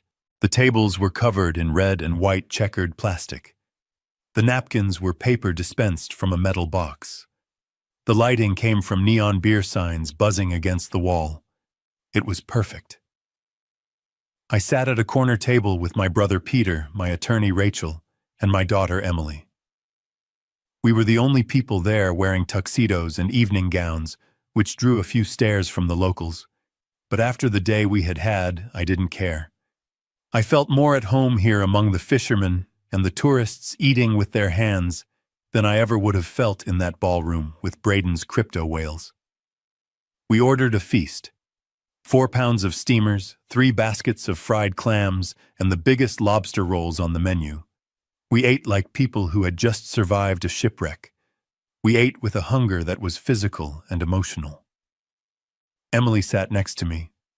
She was still wearing the jeans and white t-shirt she had changed into at the hotel. Her hair was pulled back, messy and real. She was attacking a lobster claw with a pair of metal crackers, butter dripping down her chin. She looked exhausted. Her eyes were puffy. Her hands were bare of any rings. But for the first time in 6 months, she looked like my daughter again. The pretension was gone. The affectation was gone. The desperate need to impress people who didn't matter had been washed away by the tears and the ocean wind. She put the cracker down. She wiped her hands on a paper napkin.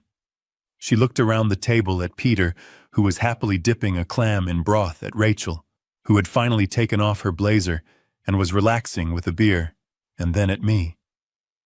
"Daddy," she said quietly. I stopped eating. I looked at her. "Yes, sweetheart." I am sorry, she said. I know I said.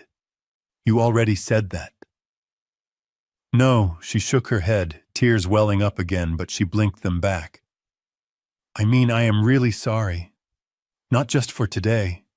For the last year. For erasing you. For erasing Mom.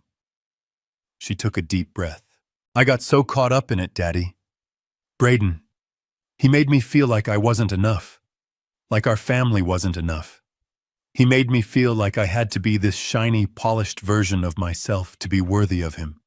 And I let him do it.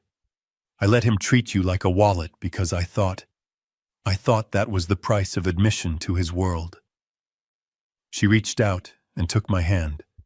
Her grip was strong. I forgot who I was, she whispered. I forgot that I am a Sterling, and Sterlings don't erase their family. I squeezed her hand. I felt a lump in my throat the size of a fist. This was the moment. This was the return on investment I had been fighting for. Not the money.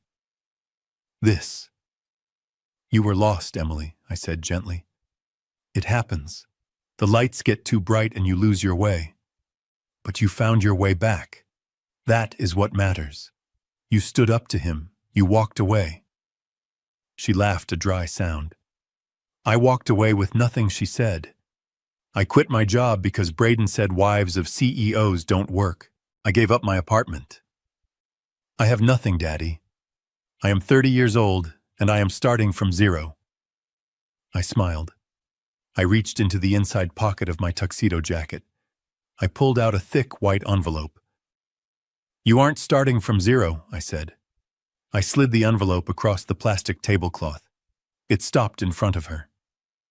What is this? She asked. Open it. She picked it up. She opened the flap. She pulled out a bank draft. She looked at the number. Her eyes went wide. $300,000, she read, breathless. Daddy, what? I leaned forward. I told you I canceled the wedding, I said. I lost the deposits. That is the price of doing business. But the rest of it, the catering balance, the flowers, the band, the lighting, I got the refunds. It turns out vendors are very understanding when you threaten to sue them for complicity in a fraud, or when you just offer to pay their cancellation fees immediately. I tapped the check.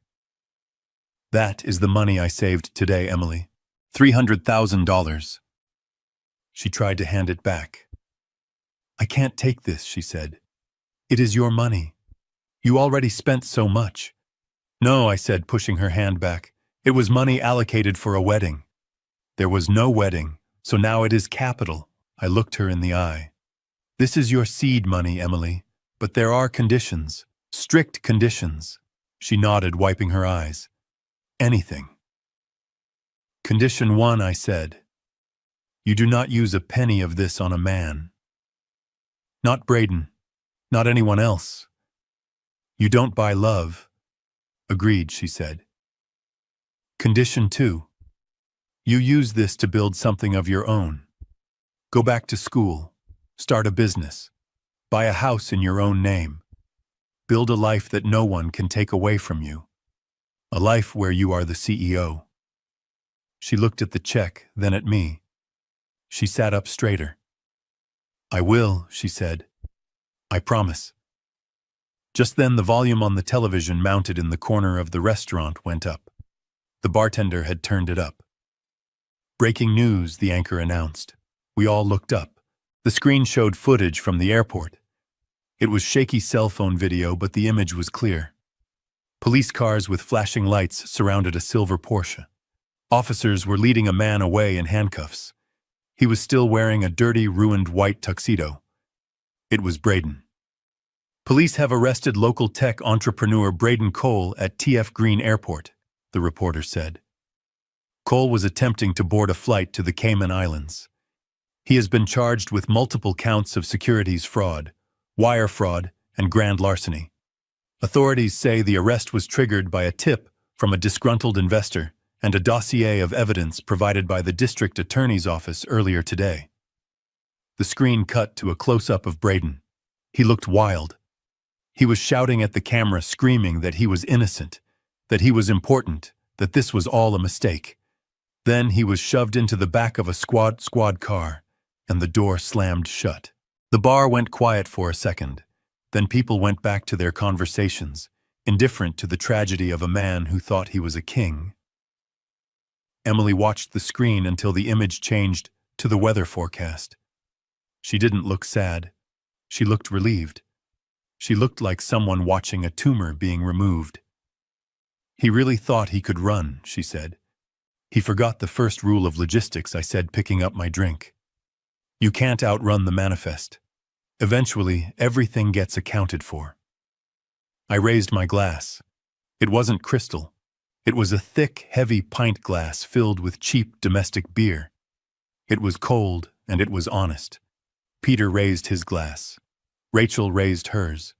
Emily picked up her iced tea. "To Braden Cole," I said. They looked at me surprised. "To Braden Cole," I repeated.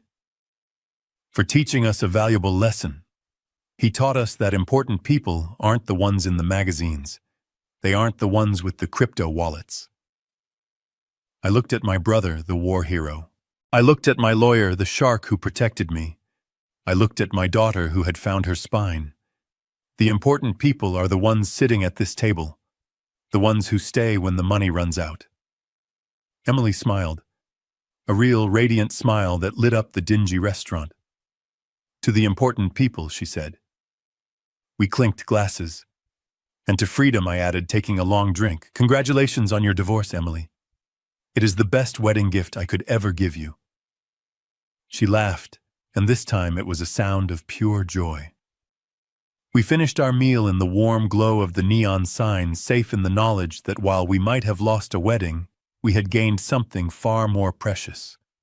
We had our family back, and no amount of money could ever buy that. A person's true worth is never measured by a VIP guest list or virtual currency, but by character and sincerity. Sometimes true love demands a necessary cruelty to save loved ones from dangerous delusions. Thomas taught his daughter the most valuable lesson of all: never trade family and self-respect for fake glamour. The real important people are not the ones who drink your champagne, but the ones who stay at the table to share a simple meal when the spotlight fades and the money runs out. Did you find Thomas's calculated destruction of the fraud satisfying? Don't forget to hit like and subscribe right now so you don't miss the next dramatic revenge story. What would you have done if you were in Thomas's shoes? Share your thoughts in the comments below.